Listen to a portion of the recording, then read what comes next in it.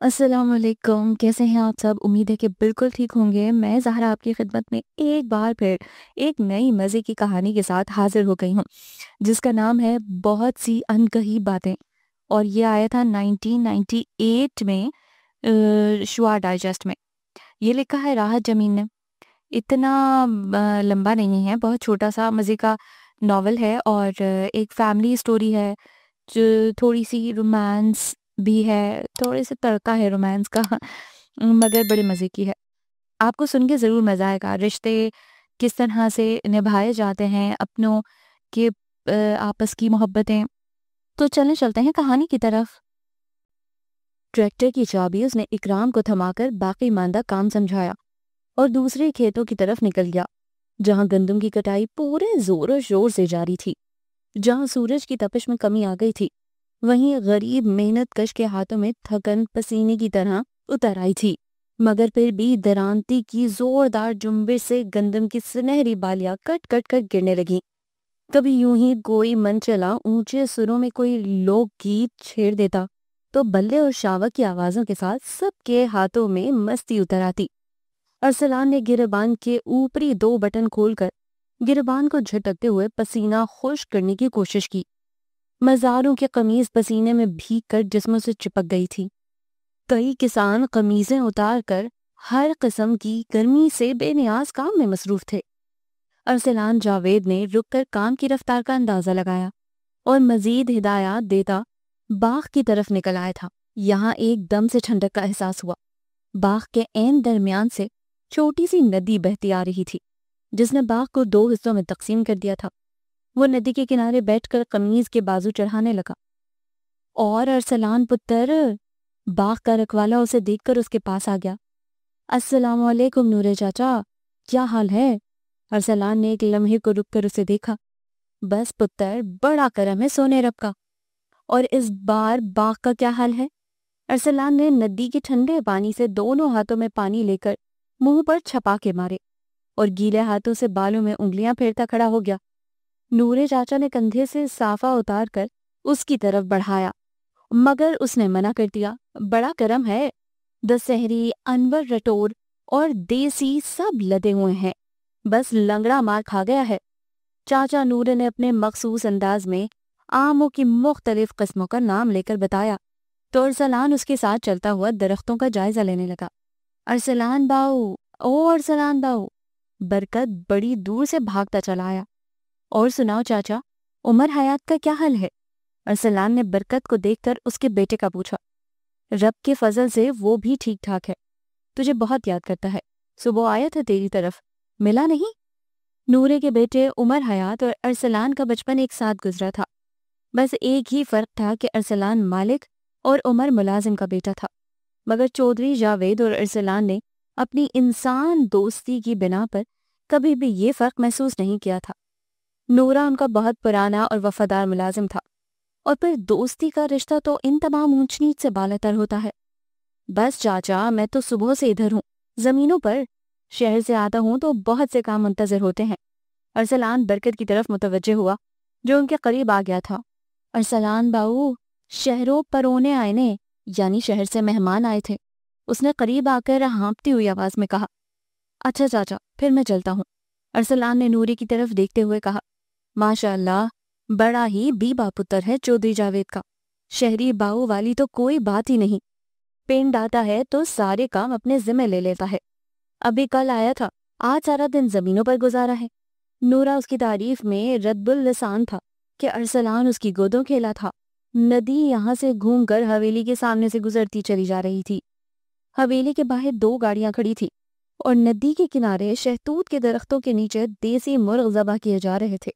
वो नदी क्रॉस करके अंदर आ गया। हवेली के खुले सेन में झाड़ू लगाकर पानी का छिड़काव कर दिया गया था। दो बड़े बड़े एयर कूलर फिजा में गर्मी के असरात दूर कर रहे थे। आंगन में चारपाइयां और कुर्सियां बिछी थी, जिन पर बैठे मेहमानों की शरबत से तवाज़ो की जा रही थी। अस्सलाम वालेकुम।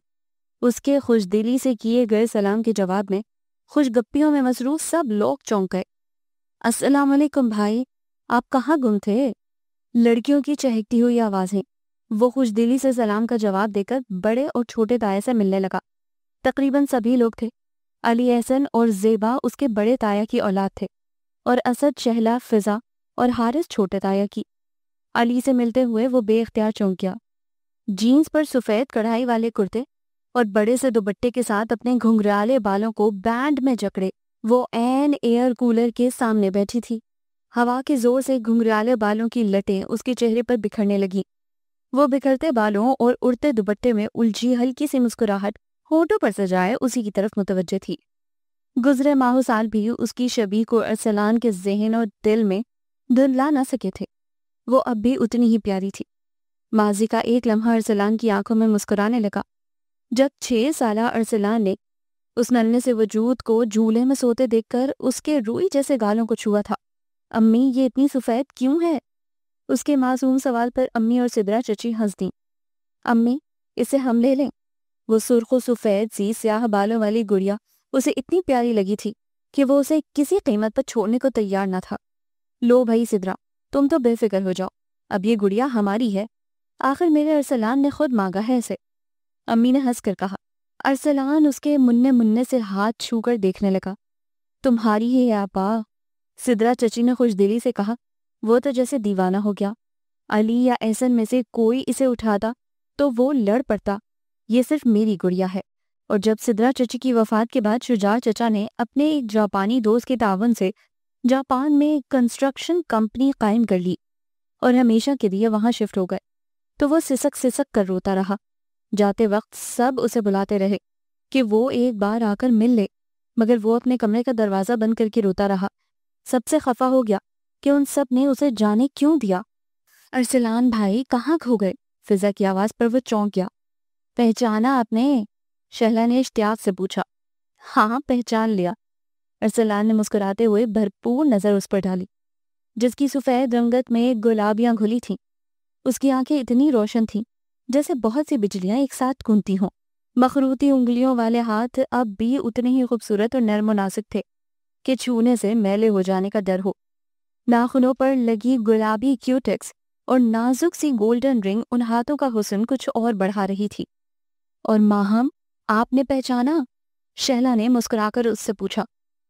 ارسلان، اس نے نچلا ہونٹ دانتوں تلے دبا کر بہت معصومیت سے جھجکتے ہوئے کہا، جیسے اپنی پہچان پر شبہ ہو۔ نہ جانے کیوں ارسلان بجھ سا گیا۔ بالکل ٹھیک، یہ ہیں ہمارے چودھری ارسلان، اپلائیڈ سائیکالوجی میں ماسٹرز کے بعد کھیتوں میں ہل چلاتے ہیں۔ احسن کا لہجہ چپتا ہوا تھا۔ وہ چونک گیا، گو کہ احسن اکثر اسے چودھری ارسلان کہہ کر مذاق کیا کرتا تھا، مگر یوں طنز کبھی نہیں کیا تھا۔ یہ ہل کا نہیں، جدید مشینری کا زمانہ ہے۔ ارسلان نے ہنستے ہوئے اس کا جملہ اڑایا۔ آپ کو حیرت نہیں ہوئی ماہم؟ احسن نے ماہم سے پوچھا۔ حیرت کس بات کی؟ اس نے بالوں کو پیچھے کرتے ہوئے بہت حیرت اور معصومیت سے پوچھا۔ سب ہنس دیے۔ یار احسن، یہ جس ملک سے آئی ہیں وہاں بڑے بڑے PhD بھی ایسے کاموں میں کوئی اور محسوس نہیں کرتے۔ حارث نے ہنستے ہوئے کہا تو وہ کھسیانہ سا ہو گیا۔ اچھا چھوڑو، تم لوگ بتاؤ، میں ابھی کل ہی تو آیا ہوں، تم لوگوں نے تو کل کوئی ذکر نہیں کیا تھا آنے کا۔ ارسلان نے بات پلٹی۔ کل؟ شہلا نے ناراضگی سے اس کی طرف دیکھا۔ گھر سے ہو کر آئے تھے؟ وہ شرمندہ سا ہو گیا۔ واقعی وہ کل سیدھا اپنے فلیٹ سے گاؤں آ گیا تھا۔ ایک ہی شہر میں ہوتے ہوئے کئی دن نہیں ملتے۔ ہوتے کہاں ہیں آپ آج کل؟ فضا نے بھی شکایت کی۔ بس گڑیا، کچھ مصروفیت ہی ایسی رہی، مگر آئندہ ایسا نہیں ہوگا۔ اس نے پیار سے اس کے بال بکھیرے۔ اوکے ماہم، آپ لوگ انجوائے کریں، میں ذرا بات لے لوں، اس نے کھڑے ہوتے ہوئے کہا۔ تبھی بی بی جان آ گئیں۔ آ گئے تم؟ یاد آ گیا کہ گھر بھی آتے ہیں۔ او بی بی جان، کام بھی تو کرنے ہوتے ہیں۔ اس نے اپنا مضبوط بازو ان کے کندھے کے گرد پھیلایا۔ ہاں، سارے کام تو جیسے تمہارے لیے ہی رکے ہیں۔ وہ بدستور خفا تھیں، نہ کھانے کا ہوش نہ پینے کا، دیکھو تو اتنا سا منہ نکل آیا ہے۔ ماہم حیرت سے اس لمبے چوڑے بھرپور نوجوان کا بی بی جان سے لاڈ دیکھ رہی تھی۔ یہ باقی سب سے کتنا مختلف سا ہے۔ کھلتی ہوئی گندمی رنگت، گھنی مونچھوں تلے مسکراتے لب، فولڈ کی ہوئی آستینوں سے جھانکتے مضبوط بازو، فراخ پیشانی پر چمکتا پسینہ، وہ واقعی اس دھرتی کا بیٹا نظر آ رہا تھا۔ کیوں بھائی برخوردار، میں نے سنا ہے تم کوئی فیکٹری لگا رہے ہو شہر میں۔ بڑے تایا اس سے فیکٹری کی تفصیلات پوچھنے لگے۔ تو وہ نہانے کا ارادہ فی الحال ملتوی کر کے انہیں فیکٹری کی تفصیلات بتانے لگا۔ رات کے کھانے پر ارسلان کی امی نے خاصا اہتمام کیا۔ بہت سے دیہاتی اور شہری لوازمات سے دسترخوان سجا دیا۔ دیسی گھی میں بھنا مرغ، پلاؤ زردہ، قیمہ بھرے کریلے، ساگ اور کھیر۔ پہلے مردانے میں کھانا بھجوایا گیا، پھر بڑے سے ہال کمرے میں دسترخوان بچھا۔ تائی جان، اتنا کچھ؟ ناہم نے حیرت سے آنکھیں پھیلائیں۔ ارے اپنی بیٹی کے لیے تو یہ کچھ بھی نہیں، اتنے سالوں کے بعد تو آئی ہو۔ انہوں نے اس کی پیشانی پر پیار کرتے ہوئے کہا۔ سارا دن ہمارے پاس بیٹھیں بھی نہیں۔ ماہم نے شکوہ کیا۔ اب تو میری گڑیا آ گئی ہے نا یہاں، بس باتیں ہی باتیں ہوں گی۔ انہوں نے پیار بھرے لہجے میں کہا تو وہ سر ہلا کر مسکرا دی۔ تائی جان، یہ ملازمائیں ہیں؟ ماہم نے 2 لڑکیوں کی طرف اشارہ کیا جو صبح سے ان کے ساتھ کام میں لگی تھیں اور سارا دن چپکے چپکے اسے دیکھ کر مسکراتی اور سرگوشیاں کرتی رہی تھیں، اور جب وہ انہیں پاس بلاتی تو دوپٹوں میں منہ دے کر ہنستی ہوئی دور بھاگ جاتی۔ ارے نہیں، اپنی ہی بچیاں ہیں، کام زیادہ ہو تو میں انہیں بلا لیتی ہوں، کیا آ جاؤ۔ رضیہ، کوثر، تائی جان نے بلایا تو وہ دوبارہ دوپٹوں میں منہ چھپاتی کچن میں جا چھپی۔ تائی جان انہیں وہیں کھانا دے آئیں۔ کھانے کے بعد جب سب لوگ جانے کو تیار ہوئے تو بی جان، ارسلان، اس کی امی اور بابا حیران ہو گئے۔ ٹک کر بیٹھ جاؤ، کوئی ضرورت نہیں اس وقت جانے کی۔ غضب خدا کا، ایسے کون سے کام پڑے ہیں تم لوگوں کے؟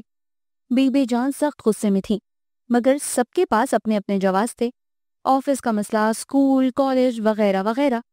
ٹھیک ہے، ماہم کو یہیں چھوڑ جاؤ، بی جان نے فیصلہ سنایا۔ کمال کرتی ہیں بی جان، بھلا ماہم یہاں کیسے رہ سکتی ہے؟ اتنی گرمی، مچھر، احسن نے منہ بنا کر کہا۔ مہمان خانے میں اے سی لگا ہے ماہم بیٹا، وہاں ٹھہر جانا، ارسلان کے ابو نے کہا تو وہ تذبذب کا شکار ہو گئی۔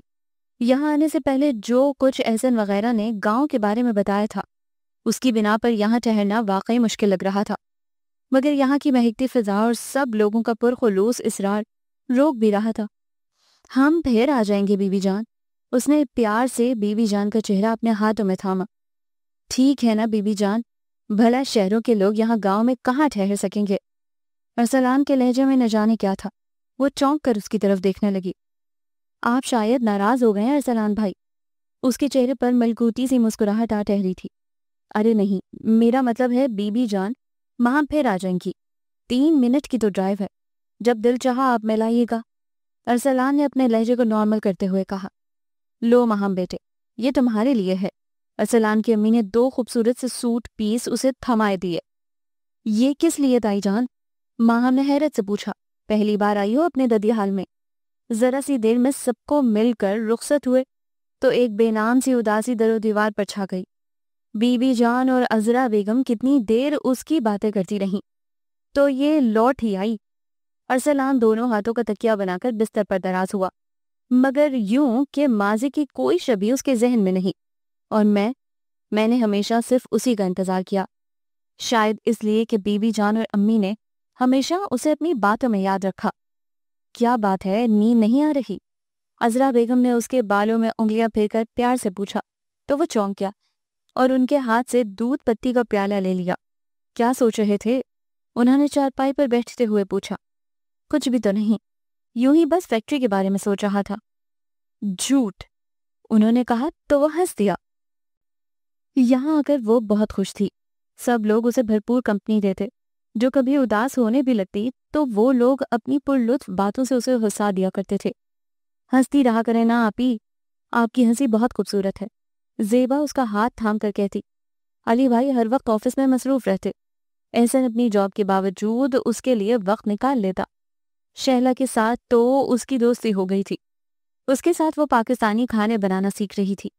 اسد اسلام آباد میں جاب کرتا تھا، کئی مہینوں بعد شکل دکھا تھا۔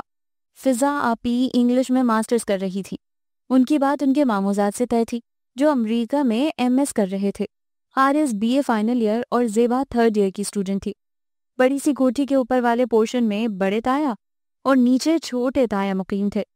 بڑی تائی کے پاس بس ایک ہی موضوع تھا، شہلا کا رشتہ، اور شہلا چڑ جاتی۔ بس امی کا بس نہیں چلتا کہ کسی بھی راہ چلتے کا ہاتھ پکڑیں اور مجھے اس کے ساتھ رخصت کر دیں۔ وہ دھڑ دھڑاتی نیچے آ جاتی، जहाँ छोटी ताई को फिजा आपी के जहेज की फिक्र सवार रहती।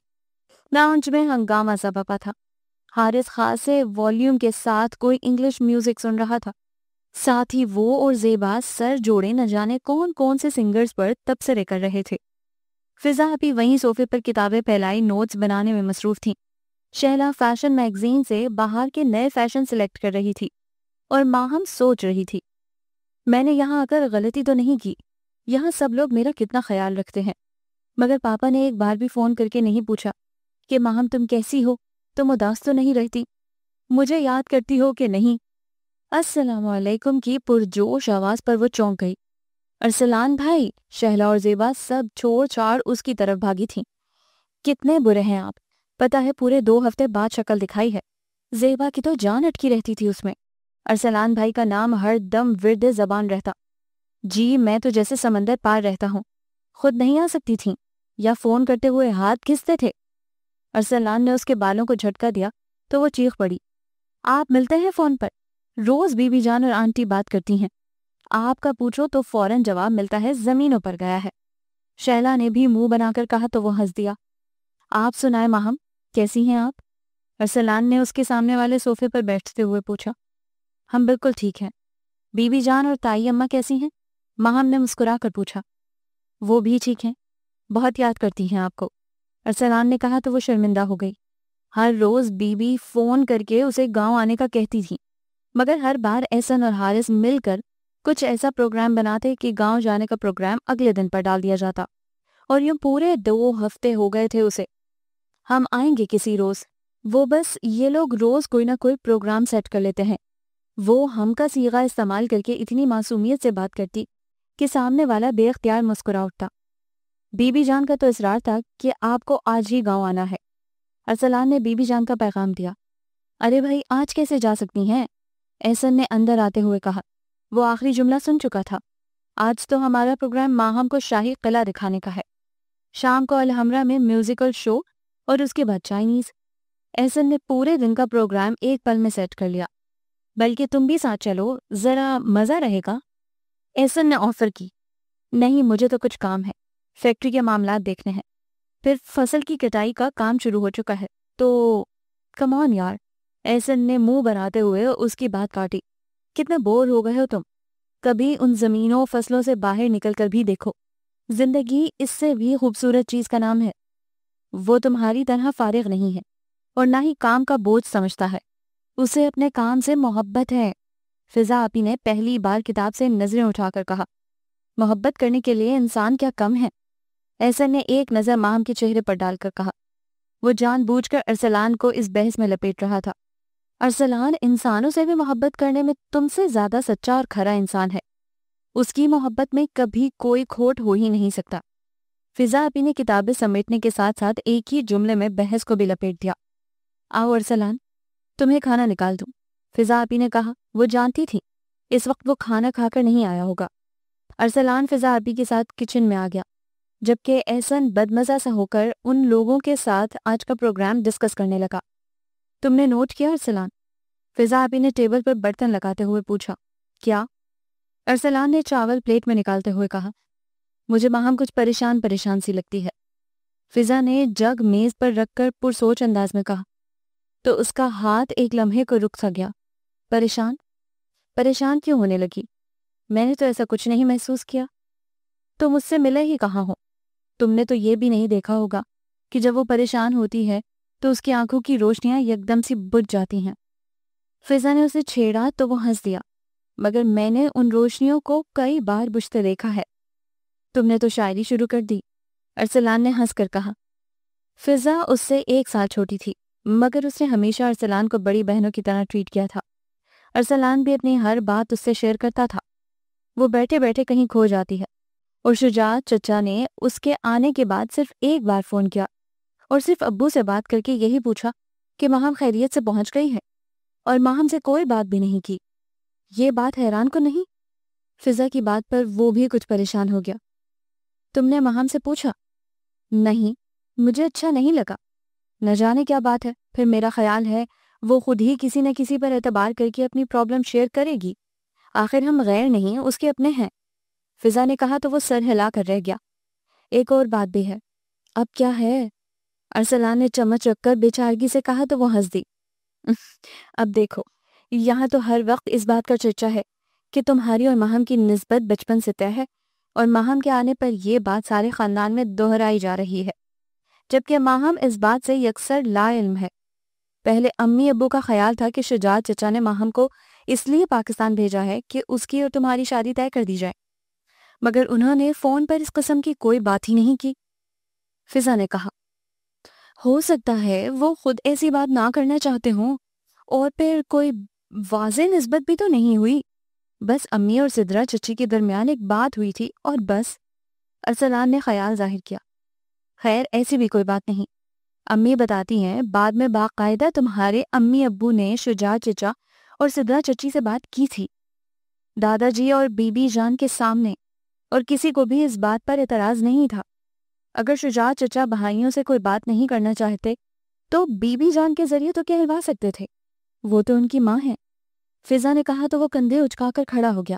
بہرحال آپی، بہتر تو یہی ہے کہ ماہم پر زبردستی یہ فیصلہ مسلط نہ کیا جائے، اس کی پرورش کسی اور ماحول میں ہوئی ہے، وہ اچھا برا زیادہ بہتر طور پر سمجھ سکتی ہے، بلکہ زیادہ بہتر ہے کہ اس بات کا اس کے سامنے ذکر ہی نہ کیا جائے، اور اگر وہ کوئی اور فیصلہ کرے تو میرا مطلب ہے آج کل احسن خاصا وقت گھر پر گزارنے لگا ہے۔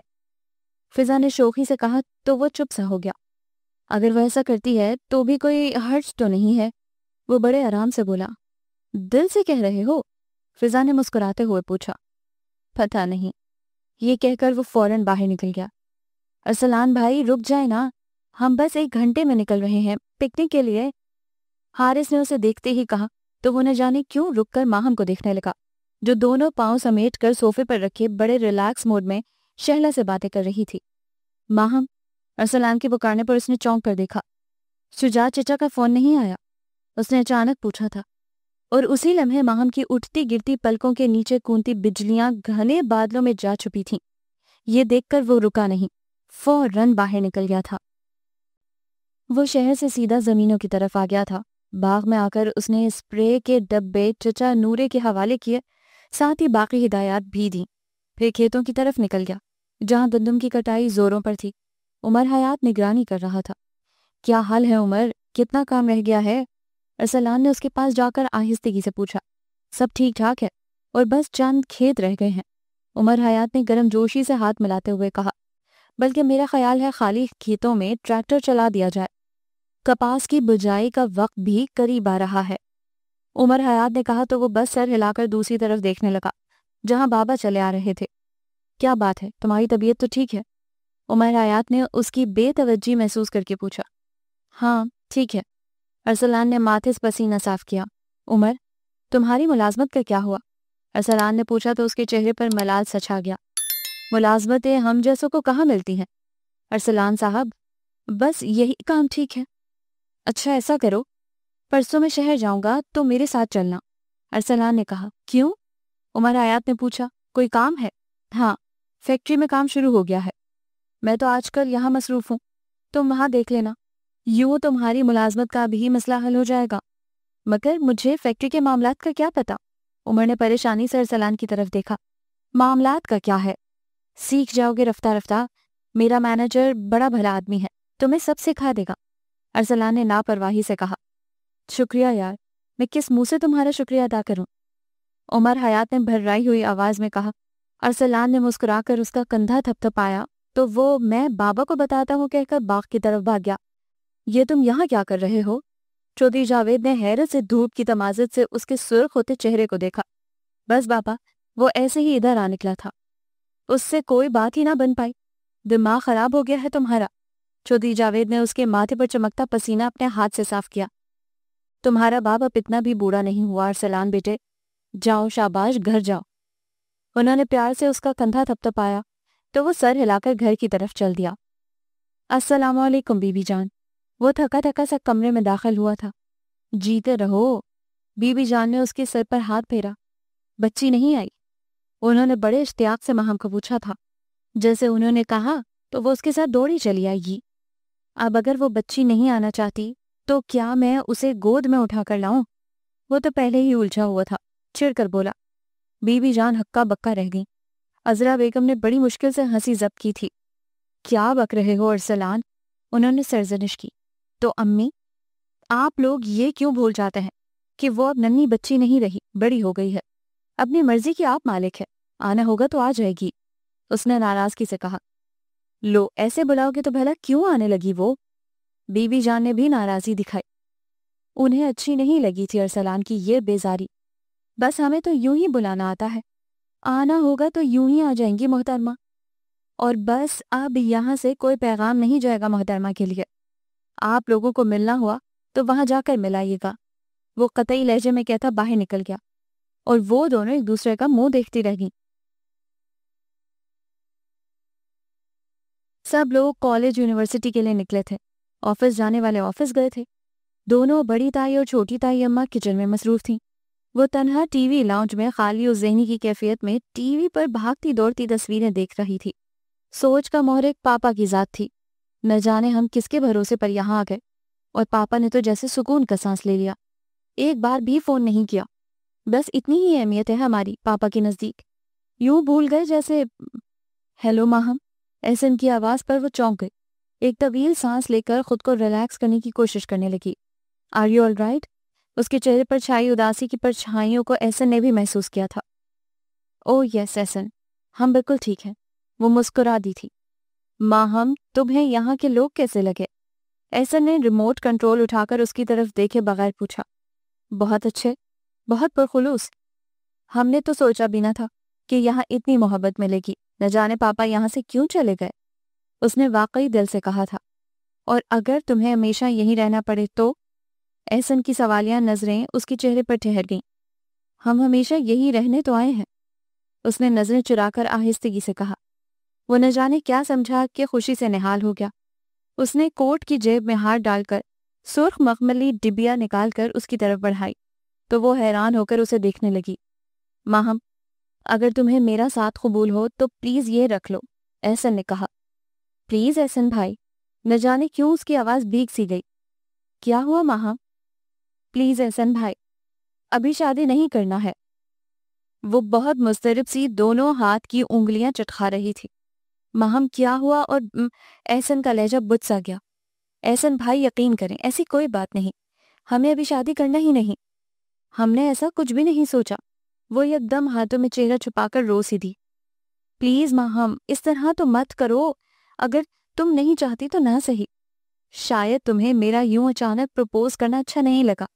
اگر تم کہو تو میں ابو سے کہتا ہوں کہ وہ شجاعت چچا سے فار گاڈ سیک احسن بھائی، آپ یہ سب بہت جلدی کر رہے ہیں، آپ ہمیں یہاں ایڈجسٹ تو ہونے دیں، یہاں کے لوگوں کو سمجھنے تو دیں۔ وہ بے چارگی سے بولی تو وہ کھڑا ہو گیا۔ اوکے، میں چلتا ہوں، تم ایڈجسٹ ہو جاؤ تو پھر بات کریں گے۔ احسن یہ کہہ کر لمبے لمبے ڈگ بھرتا باہر نکل گیا۔ بظاہر اس نے یوں ہی ادھوری چھوڑ دی تھی بات، مگر دل میں مصمم ارادہ کر لیا تھا کہ وہ جلدی اپنے والدین سے بات کرے گا، کہ اس کے سامنے ارسلان کی ذات تھی جو کسی بھی لمحے اس کے مقابل آ سکتا تھا۔ وہ ماہم کو پسند بھی کرتا تھا اور ماہم کے ذریعے جاپان میں سیٹل ہونے کا گولڈن چانس بھی مس نہیں کرنا چاہتا تھا۔ تمہیں ایسا نہیں کرنا چاہیے تھا احسن۔ فضا کو جب سے احسن کی اس حرکت کا علم ہوا تھا وہ اس کے پیچھے پڑی تھی۔ ایسا کیا کر دیا میں نے جو سب لوگ میرے پیچھے پڑے ہیں؟ وہ چڑھ کر بولا۔ تم اچھی طرح جانتے ہو کہ تم نے کیا کیا ہے۔ فضا کو سچ مچ بہت دکھ ہوا تھا جب ماہم نے صاف گوئی سے اسے احسن کے پروپوزل اور اپنے جواب کا بتایا تھا۔ جب فضا نے یہی بات احسن کی امی کو بتائی تھی تو وہ بھی پریشان ہو اٹھی، آخر خاندان کا معاملہ تھا۔ تبھی انہوں نے فوراً احسن کو اپنے کمرے میں طلب کیا تھا۔ وہ نہیں چاہتی تھیں کہ اس بات کی بھنک بھی احسن کے ابو کے کانوں میں پڑے۔ کیا کیا ہے میں نے؟ بس شادی کی آفر کی ہے، اور یہ کوئی گناہ تو نہیں۔ وہ پینٹ کی جیبوں میں ہاتھ ڈال کر اطمینان سے بولا۔ ارے ایسا کبھی ہوتا بھی ہے ہمارے خاندان میں؟ فرد سے انگوٹھی نکال کر لڑکی کی ہتھیلی پر رکھ دی کہ شادی کرو گی مجھ سے، نہ کسی سے پوچھا نہ بتایا۔ صدیقہ بیگم کلس کر بولی۔ امی چھوڑے بھی ان پرانی باتوں کو، وہ بیزاری سے بولا۔ احسن، تم اچھی طرح جانتے ہو کہ ماہم ارسلان کے ساتھ منسوب ہے، فضا نے دانت پیستے ہوئے کہا۔ ان دونوں کی بچپن کی منگنی مائے فٹ۔ اس نے دانت کچکچا کر ہتھیلی پر مکہ جمایا۔ کون کرتا ہے آج کل ایسی باتیں آج کے دور میں؟ بھلے نہ کریں مگر ہم خاندانی لوگ ہیں، اور یاد رکھو اگر ایک بار دلوں میں کدورتیں آ جائیں تو کئی رشتے ختم ہو جاتے ہیں۔ صدیقہ بیگم نے کہا، ٹھیک ہے، اور اگر ماہم خود انکار کر دے ارسلان سے شادی کے لیے تو؟ احسن نے کہا تو وہ دونوں چونک گئیں۔ کیا ماہم نے ایسا کچھ کہا؟ فضا نے حیرت سے پوچھا۔ وہ کیا کہے گی جبکہ ابھی اسے کچھ پتہ ہی نہیں؟ مگر کہہ تو سکتی ہے نا، احسن نے کہا۔ اسے پورا یقین تھا کہ ماہم کبھی گاؤں میں رہنا پسند نہیں کرے گی۔ جو گیم تم کھیل رہے ہو نا احسن، وہ کبھی کامیاب نہیں ہو سکے گا، اور میں اچھی طرح جانتی ہوں کہ تم ماہم سے شادی کیوں کرنا چاہتے ہو۔ فضا کا لہجہ طنزیہ تھا۔ کیوں کرنا چاہتا ہوں میں ماہم سے شادی؟ احسن کی آواز بلند ہونے لگی۔ اس سے پہلے کہ فضا کوئی جواب دیتی، زیبا نے اندر جھانکا۔ امی، ہم مارکیٹ جا رہے ہیں۔ کیوں؟ وہ غصے میں بھری بیٹھی تھیں۔ اف امی، صبح بتایا تو تھا آپ کو، ماہم کے لیے اچھا ڈریس لینا ہے، پرسوں کے ڈنر کے لیے۔ پیسے میں نے ابو سے لے لیے ہیں، اس نے جلدی جلدی کہا کہ باہر حارث چلا رہا تھا۔ جا کس کے ساتھ رہی ہو؟ فضا نے پوچھا۔ حارث کے ساتھ، آپ چلیں گی؟ اس نے پوچھا تو فضا نے نفی میں سر ہلا دیا، تو وہ بائے بائے کرتی بھاگ گئی۔ تو بہتر یہی ہے احسن، تم ماہم کے فیصلے کا انتظار کر لو۔ فضا دوبارہ اس کی طرف متوجہ ہوئی تو وہ سر جھٹک کر باہر نکل گیا۔ مسٹر برگر سے برگر اور آئس کریم کھانے کے بعد وہ لوگ ڈھیروں پیکٹس اٹھائے گاڑی تک آئے۔ حارث ارسلان بھائی کی طرف چلنا ہے؟ شہلا کو اچانک یاد آیا تھا، مگر وہ تو گاؤں گئے ہوئے ہیں۔ حارث نے کیسٹ کی سائٹ بدلتے ہوئے کہا، میں نے صبح فون کیا تھا، وہ شہر آ گئے ہیں، اور میرا خیال ہے کہ اس وقت اپنے کاٹیج میں ہی ہوں گے۔ شہلا نے کہا تو وہ سر ہلا کر گاڑی کو ریورس کرنے لگا۔ یہ ارسلان بھائی تم سب سے بہت مختلف ہیں، ماہم نے بھاگتی دوڑتی گاڑیوں پر نظریں جماتے ہوئے رائے دی۔ ہاں، وہ سب بھائیوں سے زیادہ اچھے ہیں۔ زیبا تو ویسے بھی دیوانی تھی اس کی، تبھی خوش ہو کر تائید کی۔ شہلا کچھ کہتے کہتے رک سی گئی، پھر لب بھینچ کر مسکرانے لگی۔ ماہم نے اس ڈھلتی شام کے چھوٹے سے سفر کو بہت انجوائے کیا۔ جب گاڑی کے کھلے شیشے سے تیز ہوا اس کے بالوں سے اٹکیلیاں کرتی تو لب خود بخود مسکرانے لگتے۔ زیبا بار بار کیسٹ بدل کر اپنے پسندیدہ گانے سن رہی تھی۔ کبھی کسی گانے پر شہلا کو اعتراض ہوتا تو کوئی حارث کو پسند نہ ہوتا۔ زیبا چڑھ کر ان سے لڑنے لگتی تو حارث اونچے سروں میں کوئی گیت گنگنانے لگتا تو وہ دونوں تالیاں پیٹ کر اس کا ساتھ دینے لگتی۔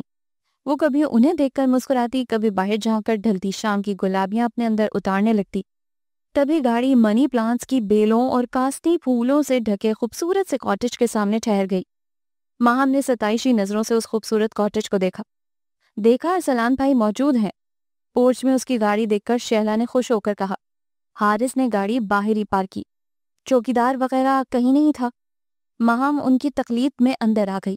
گھر بہت خوبصورت اور نفاست سے ڈیکوریٹ کیا گیا تھا۔ وہ اسے گھر کے مختلف حصے دکھاتے بیڈ روم میں آ گئے۔ ہلکی سی آواز کے ساتھ دروازہ کھول کر وہ لوگ اندر آ گئے۔ نیم تاریک کمرے میں ہلکی ہلکی ٹھنڈک کا احساس ہو رہا تھا۔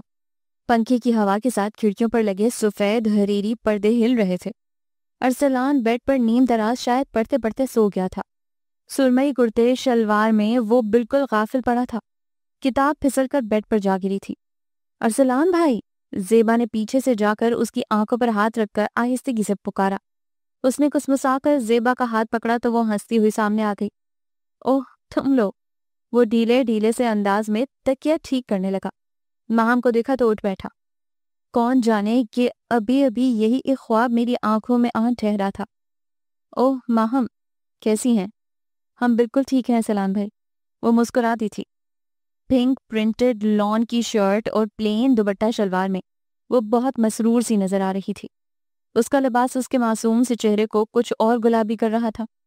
یہ تم لوگوں نے اچانک کیسے ہلہ بول دیا؟ اس نے کتاب اٹھا کر بک شیلف میں رکھی۔ خود تو کبھی آتے ہی نہیں، زیبا نے ہمیشہ والا شکوہ دہرایا۔ میرا خیال ہے میں 2 چکر تو لگا ہی لیتا ہوں، باقی یہی رہ جاتا ہے کہ تم یہیں شفٹ کر جاؤ۔ وہ باتھ روم کی طرف جاتے ہوئے بولا۔ ارسلان بھائی، ہم آپ کے لیے خبر لائے ہیں۔ حارث بے تکلفی سے اس کے بیڈ پر دراز ہو گیا۔ آ کر سنتا ہوں۔ وہ باتھ روم میں گھس گیا۔ شہلا اس کی کتابیں دیکھنے لگی۔ گیتوں کی دیوانی زیبا ڈیک کے پاس رکھے سفید فلور کشن پر دھرنا مار کر کیسٹیں کھنگالنے لگی۔ ماہم کمرے کی ڈیکوریشن دیکھ رہی تھی۔ ہاں بولو، کیا خبر ہے؟ وہ تولیے سے چہرہ صاف کرتا باہر نکل آیا۔ پرسوں ہم ماہم کی آمد کو سیلیبریٹ کر رہے ہیں۔ آپ کے ذمہ یہ کام ہے کہ نہ صرف آپ نے خود تشریف لانا ہے بلکہ بی بی جان، چچی جان اور چاچا جان کو بھی لانا ہے، شہلا نے کہا۔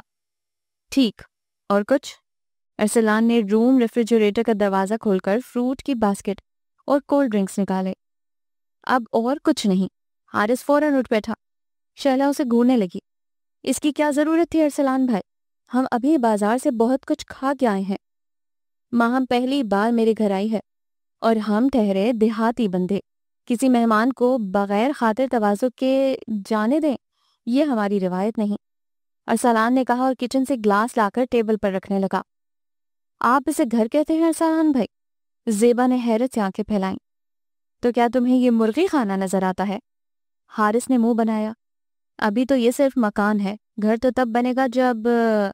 وہ نہ جانے کیا کہنے جا رہی تھی۔ زیبا گڑیا، ایک گلاس کم ہو گیا ہے، ذرا بھاگ کر کچن سے پکڑنا۔ ارسلان کے سنجیدہ سے لہجے پر وہ منہ بناتی اٹھ گئی۔ ارسلان نے سب کو کولڈ ڈرنکس پیش کیے۔ وہ کافی دیر ٹھہرے، یوں ہی خوش گپیوں میں وقت گزرنے کا احساس ہی نہیں ہوا۔ ماہم، آپ کو شاعری سے لگاؤ ہے؟ جب وہ لوگ جانے کو کھڑے ہوئے تو ارسلان نے پوچھا۔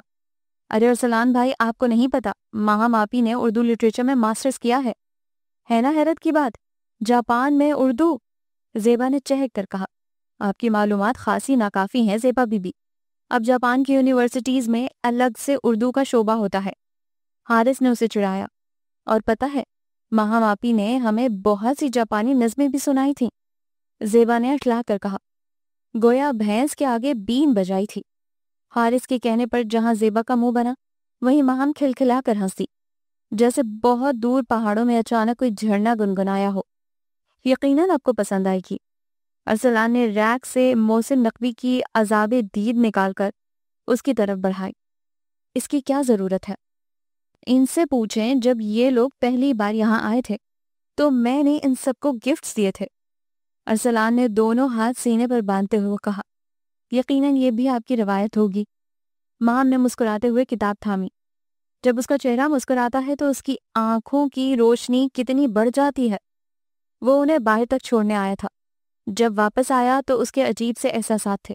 اس نے ایک طویل سانس لے کر گھر کے در و دیوار کو دیکھا۔ ساری فضا مہکی مہکی سی تھی اور بام و در مسکرا رہے تھے۔ ہاں، ابھی یہاں کوئی آیا تھا۔ ہوا کی ہنسی اس کے کانوں میں گونجی تو گھنی مونچھوں تلے لب خود بخود مسکرا دیے تھے۔ بی بی جان کی گھن گرج ایسی تھی کہ صدیقہ بیگم کے ہاتھ پاؤں پھول گئے۔ سب سے پہلے انہوں نے اٹھ کر دروازہ بند کیا تھا۔ جتنا وہ ان کا غصہ ٹھنڈا کرنے کی کوشش کرتی، اتنا زیادہ غصہ ابل رہا تھا، اور وہ تو جانتی تھی کہ بی بی جان کے احساسات ماہم کے بارے میں کیسے ہیں، اسی لیے بیٹے کو روک رہی تھی۔ عذرا چچی الگ منہ بنائے بیٹھی تھی۔ بھابھی، تم ہی سمجھاؤ بی بی جان کو، بچہ تھا، آخر کر بیٹھا ایسی حرکت، خواہ مخواہ بات بڑھانے کا کیا فائدہ؟ انہوں نے عذرا کو سمجھانا چاہا۔ تمہیں تو پتا ہے کہ ماہم ہمارے لیے کیا ہے۔ اس کی مرتی ہوئی ماں نے بار بار میرا ہاتھ پکڑ کر وعدہ لیا تھا کہ میں ماہم کو بھٹکنے نہیں دوں گی، اپنے ارسلان کی دلہن بناؤں گی۔ مرد کا کیا ہے، کل کل دوسری شادی کر لے تو میری بچی تو رل جائے گی۔ انہوں نے دوپٹے سے آنکھیں صاف کی۔ میں تو کلیجے سے لگا کر رکھتی اگر شجاعت بھائی ضد نہ کرتے ماہم کو ساتھ لے جانے کی۔ عذرا بیگم نے دل گرفتہ سے لہجے میں کہا، مجھے معلوم ہے بھابھی، میرے لیے تو جیسا احسن ویسا ارسلان، میں نے تو کبھی دونوں میں کوئی فرق نہیں رکھا۔ بس اب بات یہیں ختم کریں۔ میں تو ویسے بھی شہلا کے لیے سوچ رہی ہوں، اگر بات باہر نکلی تو شہلا کیا سوچے گی؟ بچی کا دل برا ہوگا بھابھی، احسن کا کیا ہے، سمجھ جائے گا۔ انہوں نے ثانیت سے سمجھایا تو وہ چپ ہو گئیں۔ باہر لان میں ہنگامہ سا بپا تھا۔ گو زیادہ مہمان نہیں تھے، بس ینگ جنریشن نے اپنے اپنے فرینڈز کو بلایا اور باقی گھر کے افراد تھے، مگر سبھی ہنگاموں کے شوقین۔ ارسلان ابھی ابھی پہنچا تھا، مختلف مہمانوں سے ملتا وہ اندر کی طرف آ گیا تو زیبا راستہ روک کر کھڑی ہو گئی۔ میرا دل چاہتا ہے آپ سے خوب لڑوں، اتنی دیر سے آئے ہیں غیروں کی طرح، خدا کے لیے لڑکی مجھے معاف کر دو۔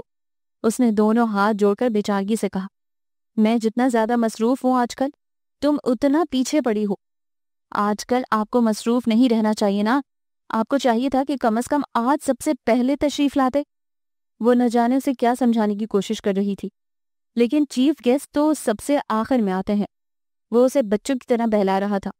اس ڈنر کے چیف گیسٹ آپ نہیں، ماہم آپی ہیں، اس نے چڑھا کر اطلاع دی۔ ہاں وہ تو ہیں۔ وہ گردن موڑ کر اسے دیکھنے لگا، جو زعفرانی خوبصورت سے ڈریس میں سلیقے سے کیے گئے میک اپ کے ساتھ اپنے گھنگریالے بال شانوں پر پھیلائے سج دھج کر قدم اٹھاتی شہلا کے ساتھ سب مہمانوں سے مل رہی تھی۔ ایک ملکوتی سے مسکراہٹ مستقل اس کے ہونٹوں پر بکھری تھی۔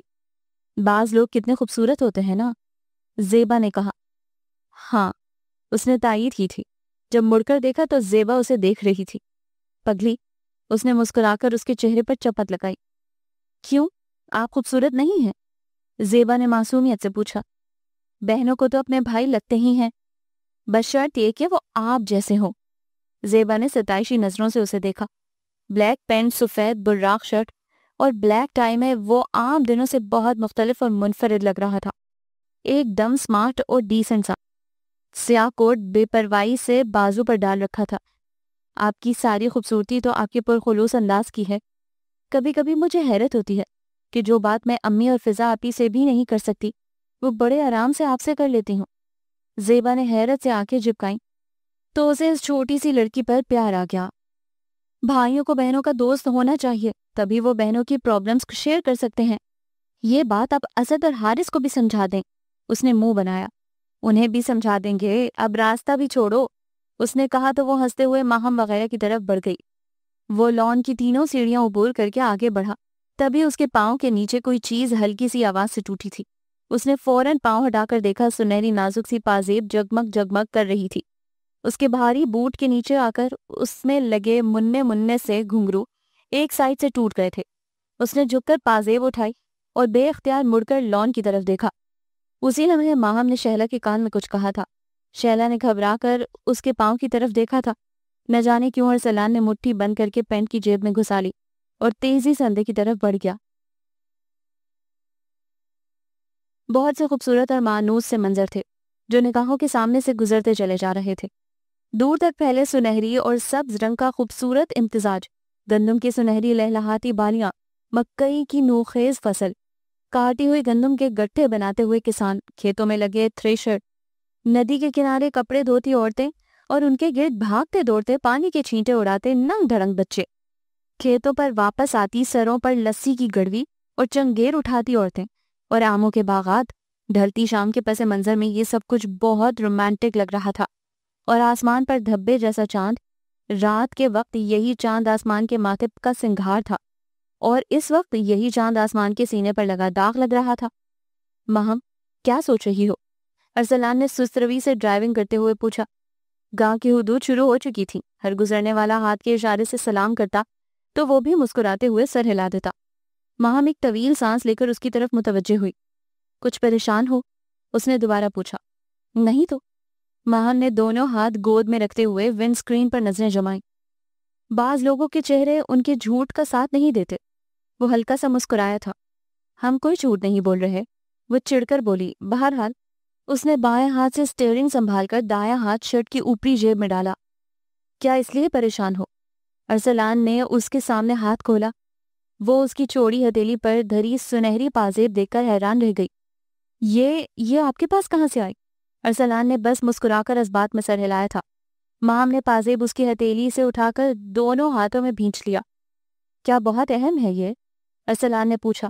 یہ ہماری ماما کی ہے، بس یہی تو ایک نشانی ہے ان کی ہمارے پاس۔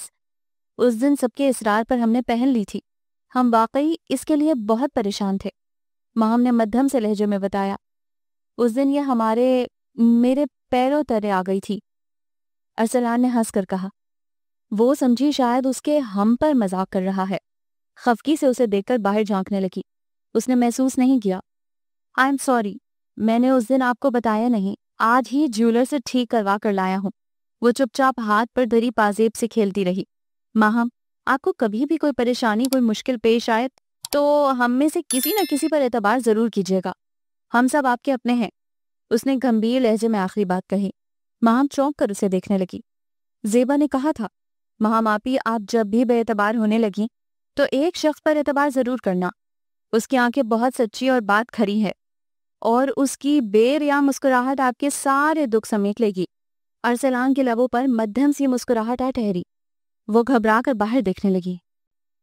جب وہ حویلی میں داخل ہوئے تو سب نے اسے یوں ہاتھوں ہاتھ لیا جیسے وہ برسوں بعد آئی ہو، حالانکہ ابھی پرسوں ڈنر پر سب لوگ اکٹھے ہوئے تھے۔ 2 کالے بکرے پہلے ہی منگوا لیے گئے تھے۔ یہ کس لیے بی بی جان نے اسے ہاتھ لگانے کو کہا تو وہ حیران ہو کر پوچھنے لگی، تمہارے صدقے کے لیے ہیں؟ انہوں نے بتایا۔ وہ اتنی محبت پا کر نہال ہوئی جا رہی تھی۔ پہلے کی طرح اب بھی ذہن میں ایئر کولر چل رہے تھے۔ سلونی شام میں مٹی کی سوندھی سوندھی مہک دل و دماغ کو سکون بخش رہی تھی۔ کھلے آنگن کے آخری کونے میں بنے تنور سے دھواں اٹھ رہا تھا اور بہت دور سے آتی چکی کی آواز بہت بھلی لگ رہی تھی۔ لو بھئی، آج ہماری بیٹی کو دودھ کی میٹھی لسی پلواؤ، کبھی پی تو نہیں ہوگی؟ تایا جاوید نے پوچھا تو اس نے مسکرا کر نفی میں سر ہلا دیا۔ ہاں جاؤ بھئی عذرا، ہماری بیٹی کے لیے مزیدار سی لسی منگواؤ، تایا جاوید نے کہا تو وہ چینو کو آواز دینے لگی۔ ارسلان اسے چھوڑ کر نہ جانے کدھر چلا گیا تھا۔ وہ گھر کا جائزہ لینے لگی۔ یہ 2 منزلہ کھلے سے صحن اور کھلے کھلے کمروں والا گھر تھا، جسے عرف عام میں چودھریوں کی حویلی کہا جاتا تھا۔ اب اس میں تھوڑی تبدیلی کر کے گیراج بھی بنا لیا گیا تھا۔ کھلے سے صحن کے دوسرے کونے میں انار کا درخت تھا، جس کے نیچے مرغی اپنے ننھے منھے چوزوں کو لے کر گھوم رہی تھی۔ وہ دلچسپی سے مرغی کے بچوں کو دیکھنے لگی۔ تبھی چینو شیشے کے خوبصورت جگ میں دودھ کی میٹھی لسی لے آئی۔ تائی جان نے چھوٹی میز کھینچ کر دونوں چارپائیوں کے درمیان رکھ کر چینو سے ٹرے پکڑ لی۔ تبھی ارسلان تولیے سے گیلے بال جھٹکتا آ گیا۔ شاید وہ غسل کرنے چلا گیا تھا۔ اس نے پینٹ شرٹ بدل کر بادامی کرتا شلوار پہن لیا تھا۔ یہ تو واقعی بہت مزیدار ہے، ماہم نے ٹھنڈی لسی کا گھونٹ بھر کر کہا۔ شہروں میں شام کی چائے ہوتی ہے، ہمارے ہاں دودھ کی لسی، ارسلان نے تائی جان کے ہاتھ سے گلاس پکڑتے ہوئے کہا اور ساتھ ہی کرسی گھسیٹ کر بیٹھ گیا۔ جب تک ماہم نے پہلا گلاس خالی کیا وہ 2 گلاس خالی کر کے کھڑا ہو گیا۔ ابو، میں کچھ لوگوں سے مل آؤں، کہتا ہوا باہر نکل گیا۔ یہ چینو ہے، یہیں رہتی ہے حویلی میں۔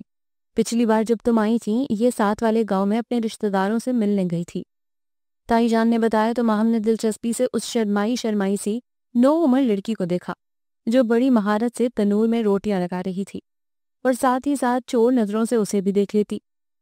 تائی اماں، آپ کو یوں روٹیاں پکانی آتی ہیں؟ ماہم نے دلچسپی سے تنور میں روٹیاں لگنے کا عمل دیکھا۔ نہیں، مجھے نہیں آتی۔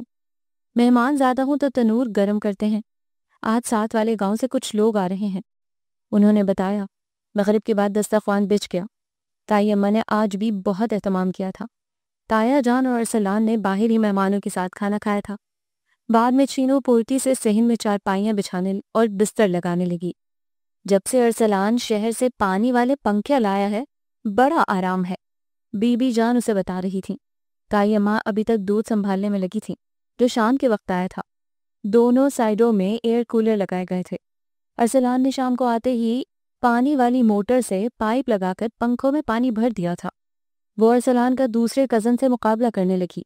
جہاں ارسلان کی کھلتی ہوئی گندمی رنگت، مضبوط جسم، بڑی بڑی روشن آنکھیں اور مسکراتے لب اس کی ظاہری شخصیت کو جاذبیت عطا کرتے تھے، وہیں اس کے لہجے کا کھرا پن، سیاہ آنکھوں میں تیرتی شریر سی چمک اور پرخلوص سی مسکراہٹ اسے دوسروں میں نمایاں اور ہر کام خود کرنے کا جذبہ دوسروں سے منفرد بناتا تھا۔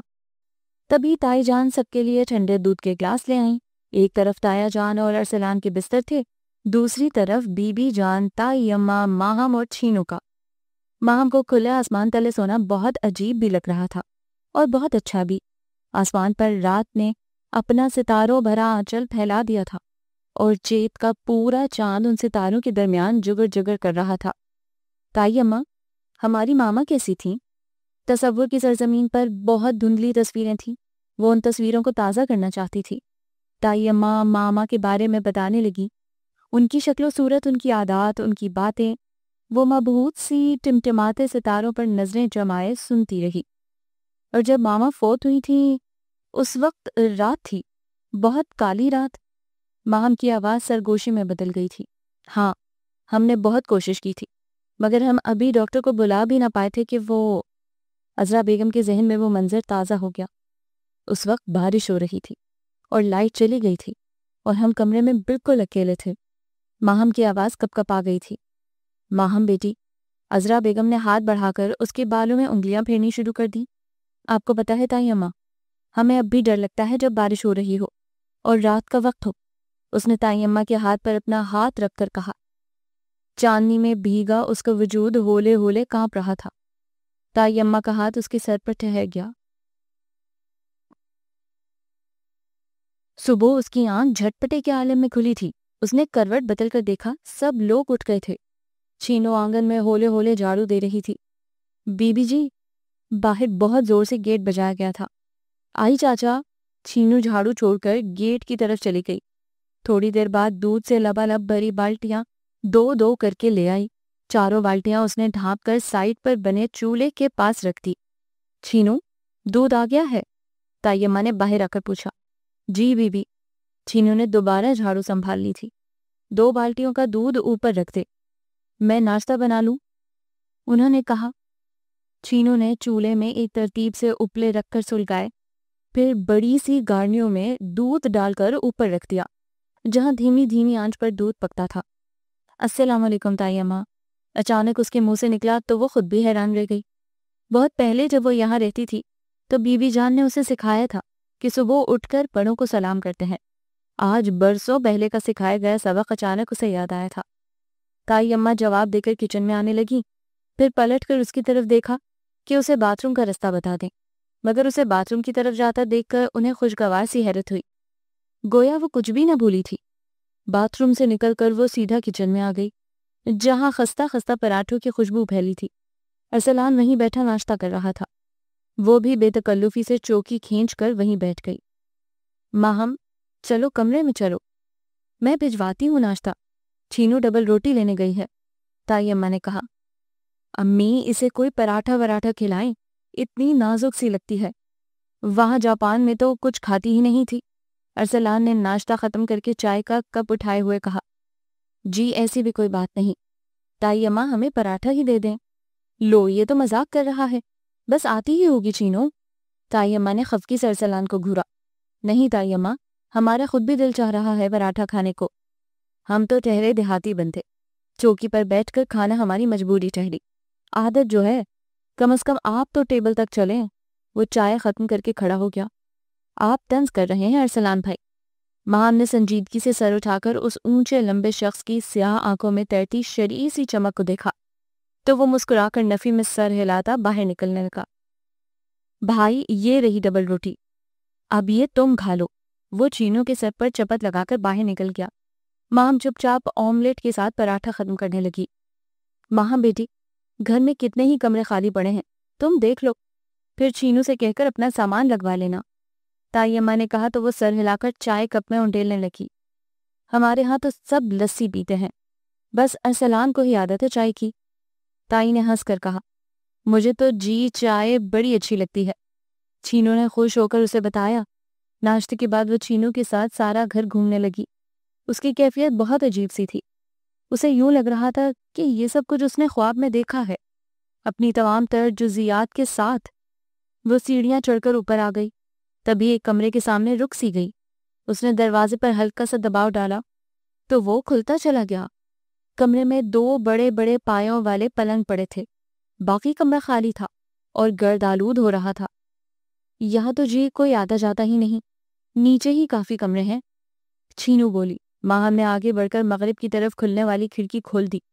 بہت دور تک پھیلا کھیتوں اور باغوں کا سلسلہ سامنے تھا۔ چھینو سے نہ جانے کون کون سی تفصیلات سنا رہی تھی۔ ماہم بیٹے، اب گھر آ جاؤ، بہت شام ہو گئی ہے، کھڑکی سے ماما اسے بلا رہی تھی۔ 4 سالہ ماہم نے سرسوں کے پیلے پھول چنتے چنتے سر اٹھا کر کھڑکی کی طرف دیکھا۔ باجی جی، آپ کو یاد ہے جب آپ یہاں رہتی تھیں؟ چھینو نے اسے بغیر پلکیں جھپکائے بہت دور آسمان کی وسعتوں کو کھوجتے دیکھا۔ چھینو، ہمارے لیے یہی کمرہ صاف کر دو، ہم یہی ٹھہریں گے۔ نہ جانے کہاں سے ایک آنسو اس کی پلکوں میں آن ٹکا تھا۔ پر جی یہاں سب سے الگ؟ چھینو نے حیرت سے اسے دیکھا۔ اللہ میاں جی، ہمیں بھی ایک بھائی دے دو۔ وہ اپنے مننے مننے ہاتھ پھیلائے دعا مانگ رہی تھی۔ ہمیں کیا معلوم تھا ماما کہ بھائی اس دنیا میں آئے گا تو آپ کو بھی اپنے ساتھ لے جائے گا، میں کبھی بھی ایسی دعا نہ کرتی۔ وہ کھڑکی پر ماتھا ٹکا کر رو دی۔ چینو بٹر بٹر اس کا منہ دیکھنے لگی۔ شام کو سب حسب معمول اپنے اپنے کاموں میں مصروف تھے۔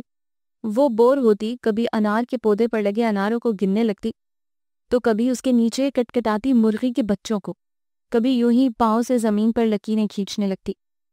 دل نہیں لگ رہا؟ تائی جان نے اس کے بیزار سے چہرے پر نظر ڈال کر پوچھا، تو اس نے منہ بنا کر اس بات میں سر ہلا دیا۔ آپ ہمیں کچھ کرنے بھی تو نہیں دیتی، لائیں یہ چاول ہم چن دیں۔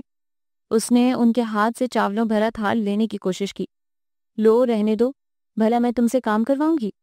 انہوں نے اس کا ہاتھ پیچھے کر دیا تو وہ منہ بسوڑنے لگی۔ اے ماہم پتر، شجاعت کا فون نہیں آیا؟ بی بی جان نے اندر آتے ہوئے پوچھا تو وہ چپ سی ہو گئی۔ اب ان کا فون نہیں آئے گا، اس نے تھکے تھکے لہجے میں کہا۔ شاید خود سے لڑتے لڑتے تھک گئی تھی۔ کیوں بھلا؟ تائی اماں نے حیرت سے اسے دیکھا۔ اس لیے کہ انہوں نے دوسری شادی کر لی ہے، وہ نظریں چرا کر اچانک بولی۔ سب ہکا بکا رہ گئے۔ اسی لیے ہم نے یہاں آنے کا فیصلہ کیا تھا۔ پاپا ہمیں اگنور کرنے لگے تھے۔ ہم نے یہاں آنے کی بات کی تو خفا ہونے لگے۔ ہمارا وہاں دم گھٹنے لگا تھا بی بی جان۔ وہ دونوں ہاتھوں میں چہرہ چھپا کر سسکنے لگی۔ تم نے بہت اچھا کیا ماہم پتر، ہم ہیں نا تمہارے اپنے۔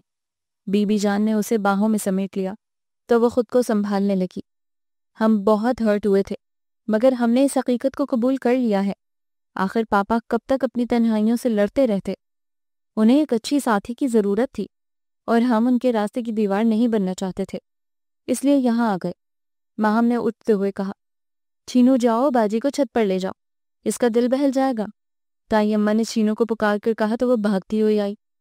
چلے باجی، اوپر سے سارا گاؤں نظر آتا ہے۔ چینو نے اس کا ہاتھ تھاما تو وہ اس کے ساتھ اوپر آ گئی۔ چھت کے ارد گرد چھوٹی سی دیوار کھڑی کی گئی تھی، یہاں سے سارا گاؤں نظر آتا تھا۔ ہر گھر سے اٹھتا دھواں، چکی کی کوکو اور پرندوں کی اڑانیں شام کی اداسی کو کچھ اور بڑھا رہی تھیں۔ گاؤں کی شامیں کتنی اداس ہوتی ہیں نا؟ اس نے چینو سے پوچھا تھا۔ پتہ نہیں جی، وہ اپنے پرندے سے کھیلتی بے پرواہی سے بولی۔ باجی جی، آپ انگریزی نہیں بولتی؟ اس لیے کہ جہاں سے ہم آئے ہیں وہاں انگریزی نہیں بولی جاتی۔ ماہم نے ہنس کر کہا۔ اچھا جی، چینو کو حیرت ہوئی تھی۔ باجی جی، آپ پینٹ بھی نہیں پہنتی ہیں؟ اس نے اشتیاق سے پوچھا تو ماہم نے اس بات میں سر ہلا دیا۔ پتہ ہے مجھے بہت شوق ہے پینٹ پہننے کا۔ چینو نے شرما لجا کر دوپٹے کا کونا منہ میں دبا کر کہا تو وہ مسکرا دی۔ اگلی بار جب ہم شہر جائیں گے تو تمہارے لیے بھی لے آئیں گے۔ ہائے نہیں، ابا تو میری گردن دبا دے گا۔ چینو نے گردن پر ہاتھ رکھ کر کہا۔ ہیلو، کیا ہو رہا ہے؟ ارسلان سفید کاٹن کا کرتا شلوار میں گاڑی کی چابی ہاتھ میں گھماتا خوشگوار اور لائٹ سے موڈ میں اوپر آیا تھا۔ کچھ نہیں، بس یوں ہی۔ اچھا میں شہر جا رہا ہوں، کچھ منگوانا ہو تو بتا دو، ارسلان نے پوچھا۔ اس وقت بھائی جی؟ چینو نے حیرت سے ڈھلتی شام کی طرف اشارہ کیا۔ ہاں کچھ کام ہے تو۔ وہ سوالیہ نظروں سے ماہم کی طرف دیکھنے لگا۔ منگوانا تو؟ وہ شرارت سے چینو کی طرف دیکھنے لگی اور اس کی تو جیسے جان ہی نکل گئی تھی۔ کچھ بھی نہیں، وہ کھلکھلا کر ہنس دی، جیسے بہت دور چاندی کی گھنٹیاں بج اٹھی ہوں۔ تبھی سڑک کی طرف سے چھوٹا سا قافلہ آتا نظر آیا۔ ماہم سامنے کی دیوار کے پاس آ گئی۔ عورتیں بھی تھیں، بچے بھی۔ ایک اونٹ کی مہار تھامے، لمبا چوغا پہنے، دوسرے ہاتھ سے کوئی ساز بجاتا بہت اونچی آواز میں گا رہا تھا۔ اس کی آواز میں سوز تھا۔ اس کی بلند ہوتی آواز شام کے سناٹے کو چیرتی ہر طرف بکھر رہی تھی، جیسے ساری فضا اس آواز کی لپٹ میں آ گئی ہو۔ میرے ہاتھ کٹورا اے مانگا دا، میرا پیر ولی اینا راواں دا، شانہ والیا پیرا پیرا ہو پیرا۔ یہ تو میں نے حارث کے پاس سنا تھا۔ ماہم نے مڑ کر ارسلان کی طرف دیکھا۔ ہاں آج کل بہت مقبول ہے یہ گیت، جبکہ یہ گیت صدیوں سے ان فضاؤں میں رچا ہے۔ میرے بچپن بلکہ بی بی جان کے بچپن سے یہ گیت ان قافلوں کے ساتھ چلا آ رہا ہے۔ یہ لوگ پیر سائیں کے دربار پر منتیں مانگنے جا رہے ہیں، بس چہرے بدل جاتے ہیں۔ یہ گیت، یہ سفر یوں ہی رہتا ہے۔ اوکے ماہم، پھر میں چلتا ہوں، وہ کہہ کر ایک لمحے کے لیے رکا، مگر وہ چپ چاپ دیوار پر کوہنی ٹکائے باہر دیکھتی رہی۔ قافلہ گزر گیا تھا، مگر فضا میں اب تک اس گیت کی باز گشت سنائی دے رہی تھی۔ اس نے ارسلان کی گاڑی کو بہت دور ایک ہیولے کی شکل میں گم ہوتے دیکھا۔ باجی جی، او باجی جی، چینو اسے بری طرح جھنجھوڑ رہی تھی۔ کیا ہو گیا ہے؟ وہ ہڑبڑا کر اٹھ بیٹھی۔ باجی جی بارش آ گئی ہے۔ تبھی اسے احساس ہوا بوندا باندی ہو رہی تھی اور ہوا بہت تیز تھی۔ پورا آسمان کالی گھور چادر میں لپٹا تھا۔ آندھی بھی ہے جی، آپ اپنے کمرے میں چلو۔ چینو نے جلدی جلدی اس کا بستر لپیٹ کر کندھے پر رکھا۔ تائی اماں اور چینو جلدی جلدی چیزیں سمیٹ رہی تھی۔ ارسلان اور تایا جاوید بیٹھک میں چلے گئے تھے۔ بی بی جان بھی اندر چلی گئی تھی۔ تبھی ارسلان آ کر پنکھے اندر کرنے لگا۔ بوندیں اس کے وجود کو بھگو رہی تھیں۔ وہ ایک ہاتھ سے اڑتے دوپٹے اور دوسرے سے بالوں کو سنبھالتے ہوئے نہ جانے کیوں وہیں کھڑی رہی۔ ماہم یہاں کیوں کھڑی ہو؟ اندر آ جاؤ، آندھی بہت زوروں کی ہے۔ ارسلان نے حیرت سے اسے وہیں کھڑے دیکھا تو پکار کر کہا۔ وہ تذبذب کے عالم میں کھڑی رہی۔ کمرے سے آنے والی روشنی اس کے آدھے چہرے پر پڑ رہی تھی۔ ارسلان کو وہ خوفزدہ سی لگی۔ ماہم اندر امی کے کمرے میں چلی جاؤ۔ ارسلان نے 2 قدم آگے بڑھ کر کہا تو وہ چونک گئی۔ نہیں، چینو ہمارے کمرے میں سو جائے گی۔ دوپٹہ اڑ کر ارسلان کے چہرے سے ٹکرایا تھا۔ چینو، ارسلان نے ایک دم مڑ کر ادھر ادھر چیزیں سمیٹتی چینو کو پکارا۔ چھوڑو یہ سب، ماہم کے ساتھ اوپر جاؤ۔ چینو نے سب کچھ چھوڑا اور اس کے ساتھ اوپر آ گئی۔ وہ کچھ لمحے ماہم کو سیڑھیاں چڑھتے دیکھ رہا، پھر پلٹ گیا۔ چینو تو لیٹتے ہی غافل ہو گئی، مگر وہ پلنگ پر بیٹھی شوریدہ سر ہواؤں کی اکھاڑ پکاڑ سنتی رہی۔ کمرے کی کھڑکی کھلی تھی، مگر وہ خود میں ہمت نہیں پا رہی تھی، بلکہ کھلی کھڑکی کے لرزتے پٹ اسے کچھ اور خوفزدہ کر رہے تھے۔ وہ کھڑکی کی طرف دیکھنے سے بھی گریزاں تھی۔ چینو، اس نے پھنسی پھنسی آواز میں پکارا، یہ کھڑکی بند کر دو۔ چینو کے وجود میں کوئی جنبش نہیں ہوئی۔ اسے چینو کے وجود سے بھی خوف آ رہا تھا۔ کاش ہم تائی اماں کے پاس چلے گئے ہوتے۔ نہ جانے اس وقت کیا سمائی کہ وہ چینو کو لے کر اوپر آ گئی، حالانکہ وہ اس وقت بھی خوفزدہ تھی۔ عین اسی لمحے لائٹ چلی گئی۔ چینو، اس نے پورے زور سے پکارا۔ کیا ہوا بی بی؟ وہ ہڑبڑا کر اٹھ گئی۔ چینو، لائٹ چلی گئی ہے۔ اس کی آواز کب کب آ گئی تھی۔ ٹھہرو باجی، میں ابھی موم بتی لاتی ہوں۔ چینو جلدی سے بستر سے اتر کر باہر نکل گئی۔ نہ جانے کہاں مر گئی ہے۔ اسے شدید پیاس کا احساس ہوا۔ عذرا، میری ماہم کا خیال رکھنا، سدرا نے عذرا کے دونوں ہاتھ تھام کر کہا۔ اس کا چہرہ زرد ہو رہا تھا۔ سدرا، ایسی باتیں مت کرو، شجاعت بھائی ڈاکٹر کو لے کر آتے ہی ہوں گے۔ نہیں عذرا، تم وعدہ کرو، تم میری ماہم کو سنبھالو گی، اسے اپنی بیٹی کی طرح چاہو گی۔ وہ میری بیٹی ہی تو ہے، عذرا نے اسے تسلی دی۔ تبھی بی بی جان کی نظر ڈری سہمی ماہم پر پڑی۔ عذرا، ماہم کو پرے لے جاؤ۔ نہیں، ہم ماما کے پاس رہیں گے۔ وہ مچل گئی، مگر وہ اسے گود میں اٹھا کر دوسرے کمرے میں لے آئیں۔ تائی اماں، ہمیں بہت ڈر لگے گا، باہر بہت بارش ہو رہی ہے۔ اس نے سہمے ہوئے انداز میں انہیں روکا۔ نہ میری چندا بیٹی، ڈرنا نہیں، میں بھی ارسلان کو تمہارے پاس بھیجتی ہوں۔ وہ پیار سے کہہ کر باہر نکل گئی۔ تبھی کہیں نزدیک ہی بہت زور سے بجلی گری تھی۔ 5 سالہ ماہم نے چیختے ہوئے بازوؤں میں چہرہ چھپا لیا۔ چینو، کہاں رہ گئی ہو؟ اس نے ڈرتے ڈرتے پاؤں بستر سے نیچے اتارے اور آہستگی سے چلتی دروازے تک آئی۔ تبھی بادل زور سے گرجے۔ وہ ڈر کر بھاگی تو سیڑھیوں سے پاؤں پھسل گیا۔ اس نے بمشکل دیوار کا سہارا لے کر خود کو گرنے سے بچایا تھا۔ اس کے دروازے کے پٹ زور سے بجے۔ ماما! وہ دونوں ہاتھوں میں چہرہ چھپا کر چیخی۔ ماہم! اسی لمحے اندھیرے میں بھاری مردانہ آواز گونجی۔ ارسلان بھائی! ماہم نے ڈرتے ڈرتے پکارا۔ ماہم کہاں ہو؟ گپ اندھیرے میں بس آواز اس کی رہنمائی کر رہی تھی۔ ارسلان بھائی! ماہم نے دوبارہ پکارا تھا۔ ڈرو نہیں ماہم، میں ہوں نا۔ ہاتھ آگے بڑھا۔ ارسلان کی نرم آواز اس کا حوصلہ بڑھا رہی تھی۔ اس نے اپنا کانپتا ہوا ہاتھ آگے بڑھایا۔ دوسرے لمحے اس کا ہاتھ ارسلان کے مضبوط ہاتھ میں تھا۔ اسے ایک دم سے تحفظ کا احساس ہوا۔ ٹیک اٹ ایزی، آہستہ آہستہ نیچے اترو۔ وہ اس کے بازو کے سہارے ایک ایک سیڑھی اترتی چلی گئی۔ تبھی مدھم سی روشنی ہو گئی۔ کیا ہوا؟ تائی اماں ہاتھ میں لالٹین پکڑے کھڑی تھی۔ ان کے پیچھے چینو بھی تھی۔ ماہم تائی اماں سے لپٹ کر بری طرح رو دی۔ ارسلان نے طویل سانس لے کر لالٹین ان کے ہاتھ سے لے لی۔ وہ اسے ہاتھ لگائے لگائے تسلیاں دیتی اپنے کمرے تک لے گئیں۔ میں شہر جا رہا ہوں، ماہم چلو گی؟ وہ اس کا دل بہلانے کے خیال سے کہہ رہا تھا۔ وہ بہت مزمحل اور پژمردہ سی نظر آ رہی تھی۔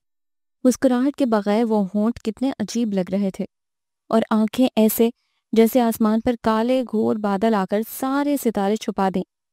زرد لباس میں اس کا چہرہ زرد سا ہو رہا تھا۔ ارسلان کا بس نہیں چل رہا تھا کہ وہ کہاں سے روشنیاں چرا کر ان آنکھوں میں بھر دے۔ کاش وہ اب بھی وہی ماہم ہوتی جو ذرا سی اداس ہوتی تھی تو وہ اسے پورے گاؤں کی سیر کرواتا، اسے اپنے سارے کھلونے دے دیتا، خود سے گھڑ کر کہانیاں سناتا۔ مگر اب نہ تو اس کے پاس کھلونے تھے اور نہ وہ چھوٹی بچی تھی کہ کہانیوں سے بہل جاتی۔ وہ اس کے ساتھ ہی شہر آ گئی۔ شہلا، زیبا اور حارث کی پرلطف باتوں کی وجہ سے وہ بہل ہی گئی کہ پاپا کا فون آ گیا۔ اتفاق سے ریسیو بھی ماہم ہی نے کیا تھا۔ پاپا کی آواز سنتے ہی وہ پوٹ پوٹ کر رو دی۔ انہیں بھی اپنے رویے کی بدصورتی کا احساس ہوا کہ اتنی ہی دیر اس سے معذرت کرتے رہے اور پھر وہی اصرار کہ واپس آ جاؤ۔ وہ گمسم سی ہو گئی۔ اب یہ ہمارے اختیار میں نہیں رہا، ماہم نے کہہ کر فون بند کر دیا۔ اوپر سے احسن کا اصرار کہ وہ جلد کوئی فیصلہ کرے۔ وہ 2 دن سے زیادہ وہاں ٹھہر نہ سکی، دوبارہ گاؤں آ گئی۔ تائی اماں، ہم گاؤں کی سیر کرائیں؟ اس نے دوپٹے پر کروشیے سے بیل بناتی تائی اماں سے پوچھا۔ ان کے پاس ہی ارسلان منہ پر اخبار رکھے لیٹا تھا۔ ہاں ہاں، کیوں نہیں، انہوں نے خوش دلی سے کہا۔ وہ تو بس اسے خوش دیکھنا چاہتی تھی۔ مگر جاؤ گی کس کے ساتھ؟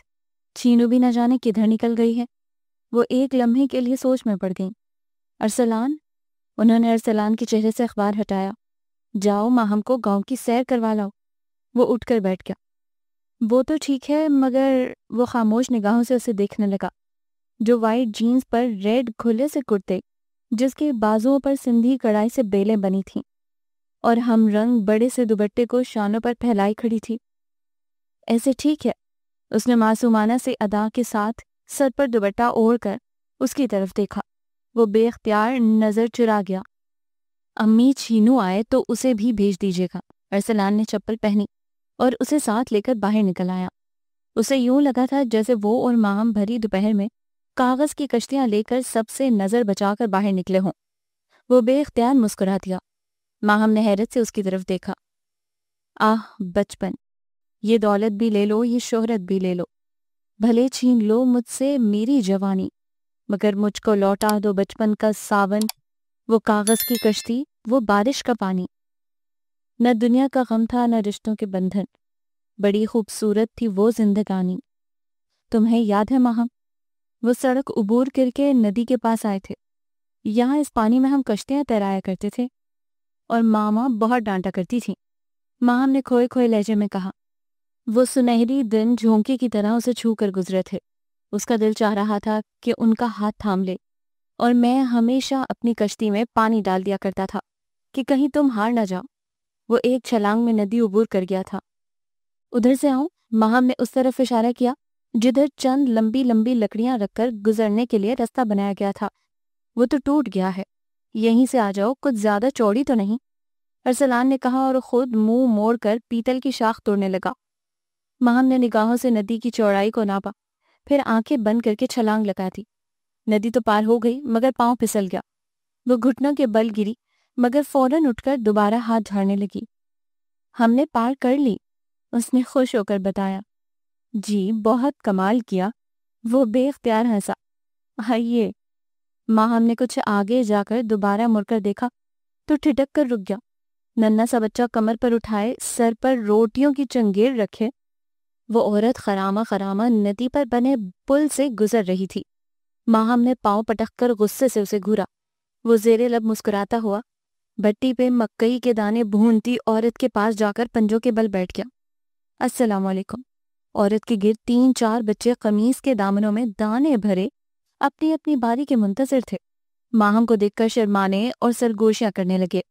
ماہم نے مسکرا کر ایک بچے کو ہاتھ ہلایا تو وہ دانے چھوڑ چھاڑ بھاگ گیا۔ بھٹی میں آگ جل رہی تھی۔ بوڑھی عورت نے مٹھی بھر کر مکئی اس میں ڈالی۔ اس کے جھریوں زدہ ہاتھ میں پکڑی دران تھی، بڑی تیزی سے دانوں کو الٹ پلٹ کر رہی تھی۔ مکئی کے دانے چٹک رہے تھے۔ ارے میرا پتر! بوڑھی عورت سب چھوڑ چھاڑ ان کی طرف پلٹی اور دونوں ہاتھ ارسلان کے سر پر پھیر کر لمبی عمر کی دعا دینے لگی۔ اے کون ہے پتر؟ اس نے آنکھوں پر ہاتھ رکھ کر ماہم کو سر سے پیر تک دیکھا۔ چاچے کی بیٹی ہے اماں، ولایت والے چاچے کی۔ اماں شاید اونچا سنتی تھی، تبھی ارسلان اس کے کان میں بڑے زور سے بولا تھا۔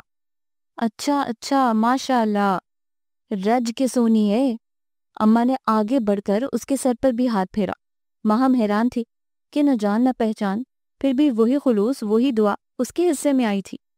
अच्छा अम्मा, हम चलते हैं, अरसलान ने ऊंची आवाज में कहा। ले पुत्र, दाने तक खा जा, अम्मा ने कहा तो अरसलान ने हंसते हुए उसकी चंगेर में से गरम गरम दानों की मुट्ठी भर ली और फिर सलाम करके आगे आ गया। अम्मा की दरांती कड़ाही में दोबारा चलने लगी थी। लो, उसने दाने माहम की तरफ बढ़ाए। मुझे नहीं खाने। माहम को शायद नदी वाली बात याद आ गई थी, तभी मुंह फुलाकर बोली, तो वो हंस दिया। आई एम सॉरी, लो ना, भट्टी के दाने बहुत मीठे और मजे के होते हैं। अरसलान ने आधी मुट्ठी उसके हाथ में खाली की। दाने गरम थे, वो दोनों हाथों में उलट पुलट करने लगी। वो मजे से खाए जा रहा था। आपको गरम नहीं लग रहे? माहम ने हैरत से पूछा। मोहतरमा, ये एक मेहनत कश के हाथ हैं, हर सर्दी गर्मी सहने वाले। माहम ने एक नजर अपने सामने फैली चौड़ी हथेली को देखा। आप खुद ट्रैक्टर क्यों चलाते हैं? माहम ने पूछा। आप खुद को हम क्यों कहती हैं? सवाल गंदुम, जवाब चना। आपको क्या है? माहम ने तप कर कहा। नहीं, हमें तो कुछ नहीं, उसने मुस्कुरा कर कहा। और जहां तक ताल्लुक है मेरे ट्रैक्टर चलाने का, तो मेरे दादा जान हमेशा फरमाया करते थे कि जिस किसान का पसीना उसकी जमीनों पर नहीं गिरता तो वो जमीनें बंजर होने लगती हैं। आए, मैं आपको एक चीज दिखाऊं। दूर से ढोल बजने की आवाज आ रही थी। मकानों की एक कतार उबूर करके वो दूसरी तरफ आए। यहां से खेतों का मंजर साफ नजर आ रहा था। ढोल पूरे जोर से बज रहे थे। बहुत से लोग भंगड़ा भी डाल रहे थे। ये क्या हो रहा है? माम ने हैरत और दिलचस्पी से उस हंगामे को देखा। ये दो किसानों के दरमियान फसल की कटाई का मुकाबला हो रहा है। वो कुछ देर वहीं खड़े देखते रहे। कटाई आखिरी मरहले तक जा पहुंची थी। अजीब दिलचस्प हंगामा था। आए आपको अपना बाग दिखाऊं। बाग तक जाते जाते उसने गांव की और भी बहुत सी चीजें दिखाई थी। गांव की मस्जिद, गांव का कुआं। ज्यादातर मर्द खेतों में जा चुके थे, जबकि औरतें तुंदही से घर के काम निपटा रही थीं। रास्ते में आती जाती बहुत सी औरतें, कोई कंधे पर चारा उठाए, कोई उपले थापती, हैरत और दिलचस्पी से उनकी तरफ देखती। बुजुर्ग खवातीन आगे बढ़कर अरसलान के सर पर हाथ रखती और माहम का सर तपा जायजा भी लेती। ये लड़कियां आपको देखकर दांतों में दुपट्टा क्यों दबा देती हैं? माहम ने अचानक उससे पूछा। जवाबन चेहरे पर दर आने वाली मुस्कुराहट छुपाने के लिए अरसलान ने बेइख्तियार मुंह दूसरी तरफ फेर लिया था। लीजिए जनाब, ये है हमारा बाग। बाग से उठते कच्चे आमों की महकार ने उन्हें खुशामदीद कहा था। मौसम बहुत खुशगवार था। रावी की तरफ से आती भीगी हवा में तेजी आती तो कच्चे आमों की महक कुछ और बढ़ जाती। माम थके थके अंदाज में एक दरख्त से टेक लगाकर खड़ी हो गई। भूख लगी है? अरसलान ने मुस्कुराकर पूछा तो उसने इस्बात में सर हिला दिया। अच्छा, एक मिनट ठहरो। वो ये कहकर नदी फलांग कर दूसरी तरफ चला गया। तरबूज की बेलें फैली थीं। उसने ठोंक बजाकर चंद तरबूजों को देखा, फिर एक तरबूज तोड़ लिया और इसी असना में वो जूते उतार कर जीन्स के पांचे टखनों तक चढ़ाकर नदी में पांव डालकर बैठ गई थी। नदी का ठंडा पानी गुदगुदी करता रवा दवा था। इसमें मेंढक भी होते हैं, उसने आते ही कहा। नाम ने झट पांव बाहर निकाल लिया, जबकि वो बड़े मजे से पैंट के पांचे चढ़ाकर उसके सामने पानी में पांव डालकर बैठ गया था। माहम ने मशकूक सी नजरों से पहले उसे और फिर नदी के साफ और शफाफ पानी को देखा। उसकी स्याह आंखों में शरारत तैर रही थी, मगर वो दोबारा पानी में पांव डालने की हिम्मत न कर पाई थी। खिजल सी होकर इधर उधर देखने लगी। अरसलान ने तरबूज पानी में ठंडा होने को रख दिया था। कितनी देर वो उससे इधर उधर की बातें करता रहा। तरबूज पानी में तैरता आगे बढ़ने लगता तो वो दोबारा उसे अपने सामने कर लेता। या आप हमें कभी तुम और कभी आप क्यों कहते हैं? माहम ने पूछा तो वो चुप सा हो गया। कभी इतनी दूर लगती हो कि बेइख्तियार मुंह से आप निकल जाता है, और कभी, उसने एक नजर उसके गुलाबी चेहरे पर डाली थी, और कभी इतनी नजदीक कि तुम भी तकल्लुफ लगता है। उसने पानी में तैरता तरबूज निकाला, पास पड़ी ईंट पर मारकर दो टुकड़े किए, एक माहम की तरफ बढ़ाया और दूसरा बाएं हाथ में पकड़कर दाएं हाथ की दो उंगलियों की मदद से सुर्ख गूदा निकाल कर खाने लगा। जब माहम पर नजर पड़ी तो वो हैरत से कभी उसे तो कभी अपने हाथ में पकड़े टुकड़े को देख रही थी। वो खिजल सा हो गया। ओहो चाचा नूरे, अरसलान ने आवाज दी। दूसरी आवाज पर चाचा नूरा नदी के पार बने कच्चे कमरे से भाग आया। اور سلان پتر، تبھی اس کی نظر ماہم پر پڑی۔ اچھا دھی رانی بھی آئی ہے۔ وہ خوش ہو کر بولا، چاچا تمہارے پاس کوئی چمچ وغیرہ ہوگا؟ ہاں ہے۔ وہ بھاگا گیا، تھوڑی دیر میں ڈوئی اٹھا کر آیا۔ چاچا جی ہمیں تربوز کھانا ہے، ارسلان نے کہا۔ اوہو اچھا۔ وہ دوبارہ کمرے کی طرف آیا، ایک بڑا سا چھرا اور پرات اٹھا لایا۔ اس نے جلدی جلدی تربوز کی عکاسیں کی۔ بھائی جی، او بھاجی جی، چھینو بھاگی آ رہی تھی۔ بھائی جی، وہ بی بی جان کہتی ہیں سارا دن ادھر ہی گزار دو گے، روٹی نہیں کھانی؟ کھانا بھی کھا لیں گے، پہلے تم ادھر سے سلاد کے لیے چیزیں توڑ لو، اور خربوزے بھی، ارسلان نے کہا تو وہ بھاگتی ہوئی چچا نورے سے ایک ٹوکری لے آئی۔ ککڑیاں، ٹماٹر اور خربوزے توڑ کر ٹوکری میں رکھ کر اس نے سر پر اٹھا لی۔ ارسلان ان کے آگے چلا جا رہا تھا۔ چھینو کی زبان حسب معمول چل رہی تھی۔ یہ باغ چودھری صاحب نے لگایا تھا اور باقی چیزیں بھائی جی نے لگائی ہیں۔ سارے فروٹ، پھل، سبزیاں شہر والوں کو بھی جاتی ہیں۔ وہ لوگ تو عیش کر رہے ہیں بھائی جی کی وجہ سے، ہر روز تازہ دودھ مکھن جاتا ہے۔ چھینو بڑی زبان چلتی ہے تیری۔ ارسلان نے مڑ کر اسے گھورا۔ لو جی، میں کون سا غلط کہہ رہی ہوں؟ اس نے منہ بنایا۔ ندی پھیلا کر ارسلان نے مڑ کر ماہن کی طرف دیکھا۔ اس کی آنکھوں میں چمکتی مسکراہٹ دیکھ کر وہ چڑ کر چھینو کا ہاتھ تھام کر پل کی طرف مڑ گئی۔ اسے یہاں آئے 2 ماہ ہو گئے تھے۔ گرمیاں اپنے پورے عروج پر تھیں۔ ایک بے کلی سی اس کے پورے وجود کا احاطہ کیے رکھتی۔ ہم یہاں کیوں آئے تھے؟ بس جلتی دوپہروں میں وہ خود سے الجھتی رہتی۔ پاپا ہر فون پر اسے واپس بلاتے۔ وہ یہاں سے گھبرا کر شہر جاتی تو احسن کی منتظر نگاہیں اسے مزید نروس کر دیتی۔ وہ خود سے لڑتی رہتی، الجھتی رہتی۔ اور ایک وہ تھا جس کی نگاہوں میں احترام بھی تھا اور اپنائیت بھی، اور ہونٹوں پر محبت بھری مسکراہٹ بھی، مگر زبان پر چپ کے تالے تھے۔ کیوں نہیں وہ کچھ کہتا؟ اکیلے کمرے میں خود سے لڑ پڑتی۔ پچھلے 2 دن سے وہ شہر گیا ہوا تھا۔ وہ سارا دن اس کی منتظر رہتی۔ سب لوگ سو گئے تھے، وہ بھی کتنی ہی دیر پلنگ پر کروٹیں بدلتی رہی، پھر تنگ آ کر باہر نکل آئی۔ جلتی دوپہر میں وہ جلے پاؤں کی بلی کی طرح گھومنے لگی، کمروں میں، بڑے بڑے برآمدوں میں، پھر وہ برآمدے میں رکھے موڑے پر آ بیٹھی۔ نہ جانے کب اس شخص کی ہمراہی کی خواہش ہمارے دل میں جاگی، شاید روز ازل سے، یا شاید اس دن سے جب ہم ڈر گئے تو اس کے مضبوط ہاتھ کا لمس ہمیں ہر خوف سے بے نیاز کر گیا۔ اب ہم منتظر ہیں اور وہ بے خبر۔ اس نے انار کے پیڑ پر بیٹھی چڑیا کو دیکھا۔ زیبا کہتی تھی، ماں آپی اس شخص کی محبت سمندروں جیسی گہری اور بارش کے پہلے قطرے جیسی پاکیزہ ہے۔ ان سے بڑھ کر کوئی آپ کو چاہ ہی نہیں سکتا، میرا بھائی بھی نہیں۔ مگر ہمیں تو لگتا ہے وہ شخص پتھر ہے، ہر احساس سے عاری، بے حس۔ اس نے بے بسی سے انگلیاں چٹکھائیں۔ کیوں کیا زیبا تم لوگوں نے ایسا؟ کیوں ہمیں احساس دلائے کہ وہ ہمیشہ سے ہمارا منتظر تھا؟ ماں ہم یہاں کیوں بیٹھی ہیں؟ ارسلان نے حیرت سے پوچھا۔ آپ؟ وہ چونک گئی۔ آپ آ گئے ارسلان بھائی؟ عجب سی خوشی اس کے وجود پر چھا گئی تھی۔ اس بار بہت دن لگا دیا آپ نے؟ نہیں، 2 ہی تو دن ہوئے ہیں۔ مگر تم اتنی گرمی میں یہاں کیوں بیٹھی ہو؟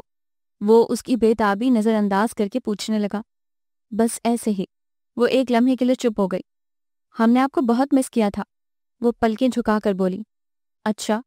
ارسلان نے ایک لمحے کے لیے گلابی چہرے پر چمکتے پسینے کے قطروں کو دیکھا۔ ہم اکیلے بور ہو رہے تھے تو فون کر لیا ہوتا، وہ سادگی سے کہہ کر بی بی جان کا پوچھنے لگا۔ اندر ہیں، اس نے آہستگی سے کہا تو وہ اسے بھی اندر آنے کا کہہ کر آگے بڑھ گیا۔ وہ بے یقینی سے اس کی چوڑی پشت پر نظریں جمائے کھڑی رہی، پھر بھاگتی ہوئی اوپر چلی گئی۔ شام کو چھینوں سے کئی بار بلانے آئی مگر وہ نیچے نہیں اتری۔ نہانے سے پہلے سر پر تیل ضرور لگوانا، بالکل ہی روکھے ہو گئے ہیں تمہارے بال۔ عذرا بیگم نے اسے تولیہ کندھے پر رکھے باتھ روم کی طرف جاتے دیکھا تو کہا، ساتھ ہی چھینوں کو آواز دے کر تیل کی شیشی لانے کو کہا۔ ارسلان موڑا کھینچ کر چارپائی کے پاس بیٹھ گیا۔ ماہم کہاں ہے؟ اس نے تولیہ کندھوں پر پھیلاتے ہوئے پوچھا۔ اوپر ہی ہے۔ عذرا بیگم نے تیل اس کے سر پر ملنا شروع کیا۔ ارسلان، ماہم آج کل بہت پریشان ہے، انہوں نے تفکر سے کہا۔ محسوس تو میں نے بھی کیا ہے امی، میرا خیال ہے وہ یہاں ایڈجسٹ نہیں کر پائی۔ ہو سکتا ہے، میں سوچ رہی ہوں اب شجاعت بھائی سے بات کر ہی لوں۔ انہوں نے کہا تو وہ چپ سا ہو گیا۔ امی میرا خیال ہے آپ رہنے دیں۔ کیوں؟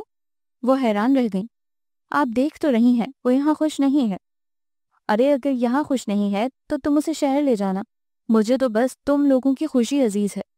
بس میں جلد ہی بات کر لوں گی بھائی شجاعت سے، انہوں نے قطعی لہجے میں کہا تو وہ جھنجھلا گیا۔ کمال کرتی ہیں امی آپ بھی، وہ کوئی گاؤں کی پلی بھلی لڑکی نہیں ہے جو چپ چاپ اس کھونٹے سے بن جائے جس سے آپ لوگ چاہیں وہ اپنے فیصلے خود کر سکتی ہے۔ تو پھر میں کیا کروں؟ انہیں غصہ آ گیا۔ امی آپ کچھ دن انتظار کر لیں، پہلے میں اس سے بات کر لوں، اس نے کچھ سوچتے ہوئے کہا۔ کیا باولے ہو گئے ہو؟ بھلا ایسا بھی ہوا ہے کبھی؟ انہوں نے اس کے سر پر ٹھوکا دیا۔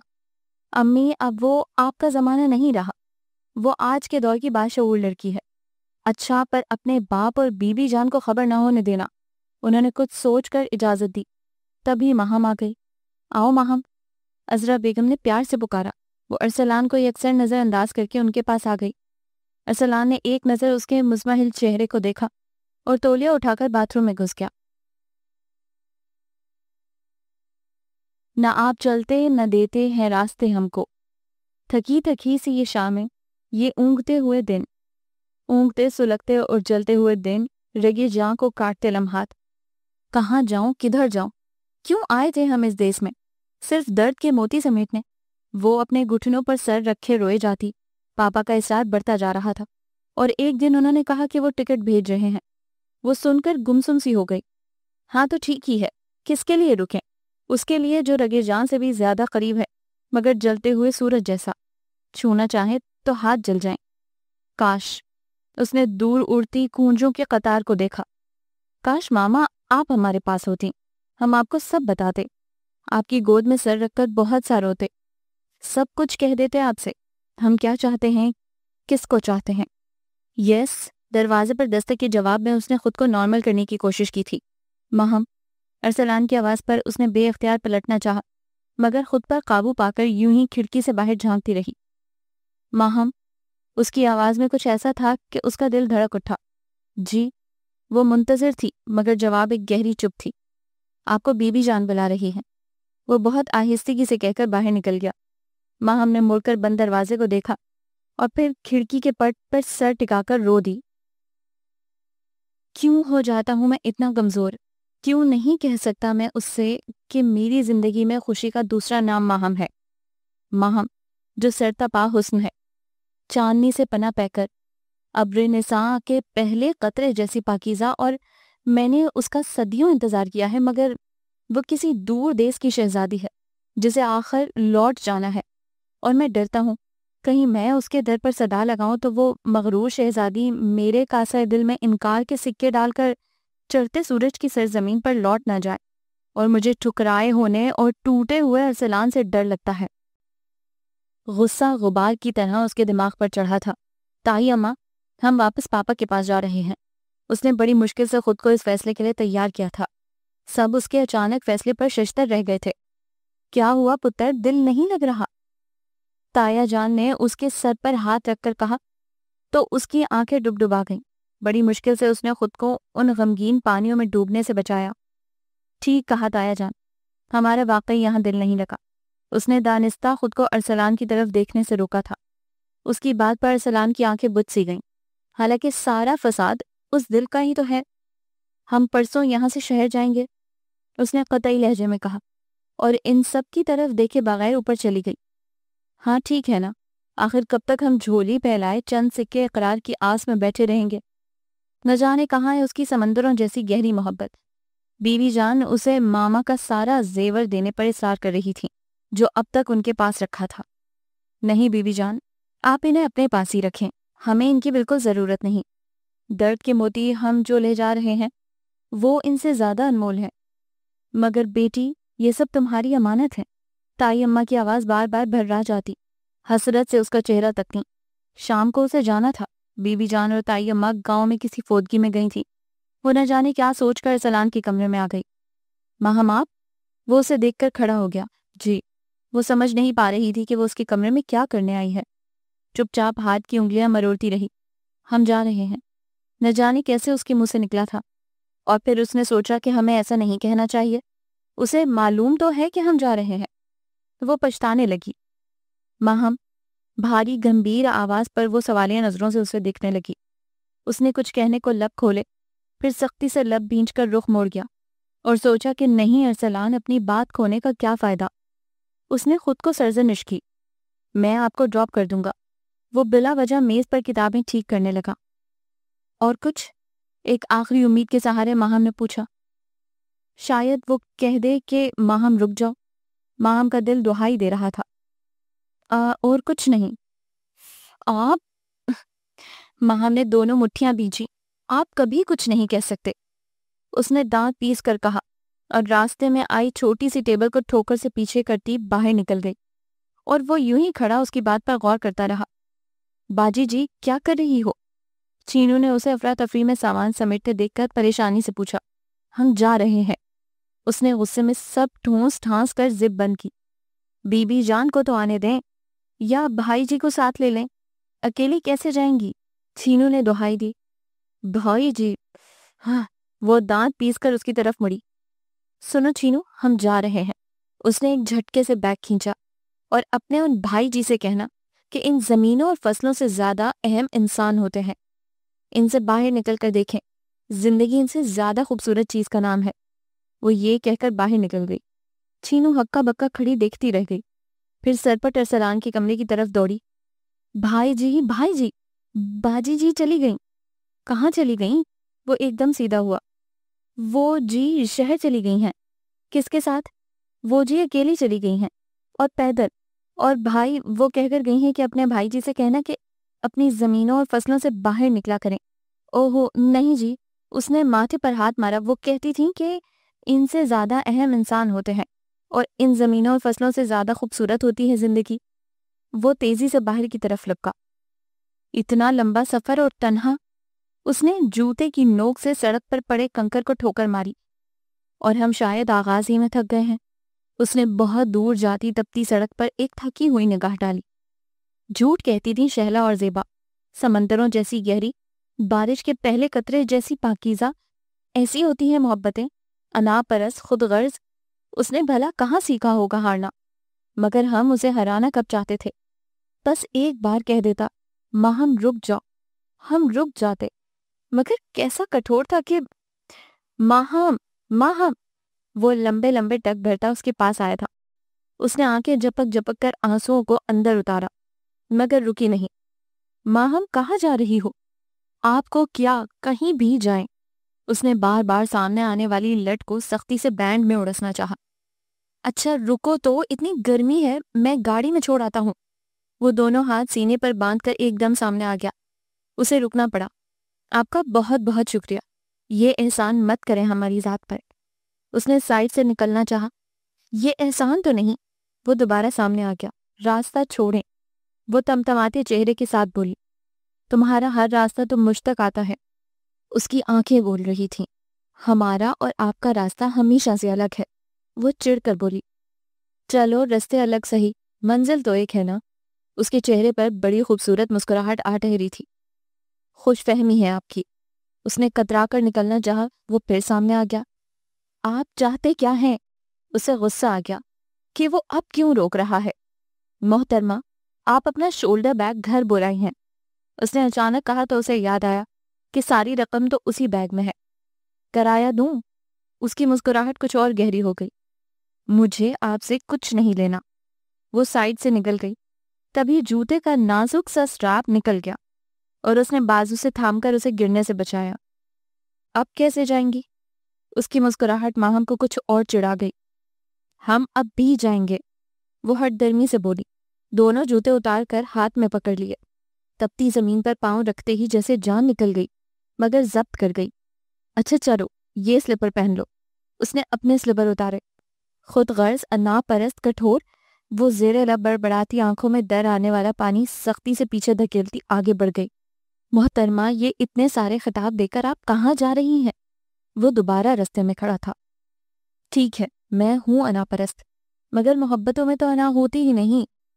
کن محبتوں کی بات کر رہے ہیں آپ؟ وہ تنک کر بولی۔ وہی جو مجھے تم سے ہے۔ گھمبیر آواز کا جادو۔ وہ اس کی طرف جھکتے ہوئے اس کی بھیگی آنکھوں میں جھانکتے ہوئے دھیرے سے بولا۔ وہ بیگ پٹک کر دونوں ہاتھوں میں منہ چھپا کر رو دی۔ یہ سب آپ گھر میں نہیں کہہ سکتے تھے۔ वो चीख कर बोली। हाँ, कह तो सकता था, वो ندامت से सर झुकाता हुआ बोला, मगर मुझे खौफ था कि कहीं तुम इनकार न कर दो, और खुद ही मफरूज़े कायम करते रहे। उसने हाथ की पुश्त से आंसू साफ किए। बस यार, देहाती सा बंदा हूँ, क्या करता, बस इजहार का तरीका ही नहीं सोचता था। तुम ये तो पहनो, देखो पाँव कैसे सुर्ख हो गए हैं। आपके पाँव भी तो जलेंगे ना, वो स्लीपर पहनते पहनते मासूमियत से बोली। मोहतरमा, ये किसान के पाँव हैं, उसने सीने पर हाथ मारकर फखरिया लहजे में कहा। जलते सूरज ने भी ये मंजर बड़ी हैरानी से देखा था, जब वो अपने नाजुक से पाँव में बड़े बड़े स्लीपर घसीटती जा रही थी, जिससे बार बार उसके पाँव निकल जाते थे, और उसके साथ वो ऊंचा लंबा देहाती नौजवान अपने नंगे पाँव धरती के सीने पर मजबूती से जमाए चला जा रहा था, और दोनों के होंठों पर एक खूबसूरत सी मुस्कुराहट आ ठहरी थी। जी तो जनाब, कैसी लगी आपको ये कहानी? उम्मीद है कि बहुत मज़ा आया होगा। छोटी सी मज़े की और फैमिली स्टोरी भी है, मज़े की कहानी है, मुझे तो बड़ा मज़ा आया। ऐसी ही रोमांटिक मज़े की फैमिली स्टोरी सुनने के लिए हमारे इस चैनल को ज़रूर सब्सक्राइब कर दीजिए। अल्लाह हाफ़िज़।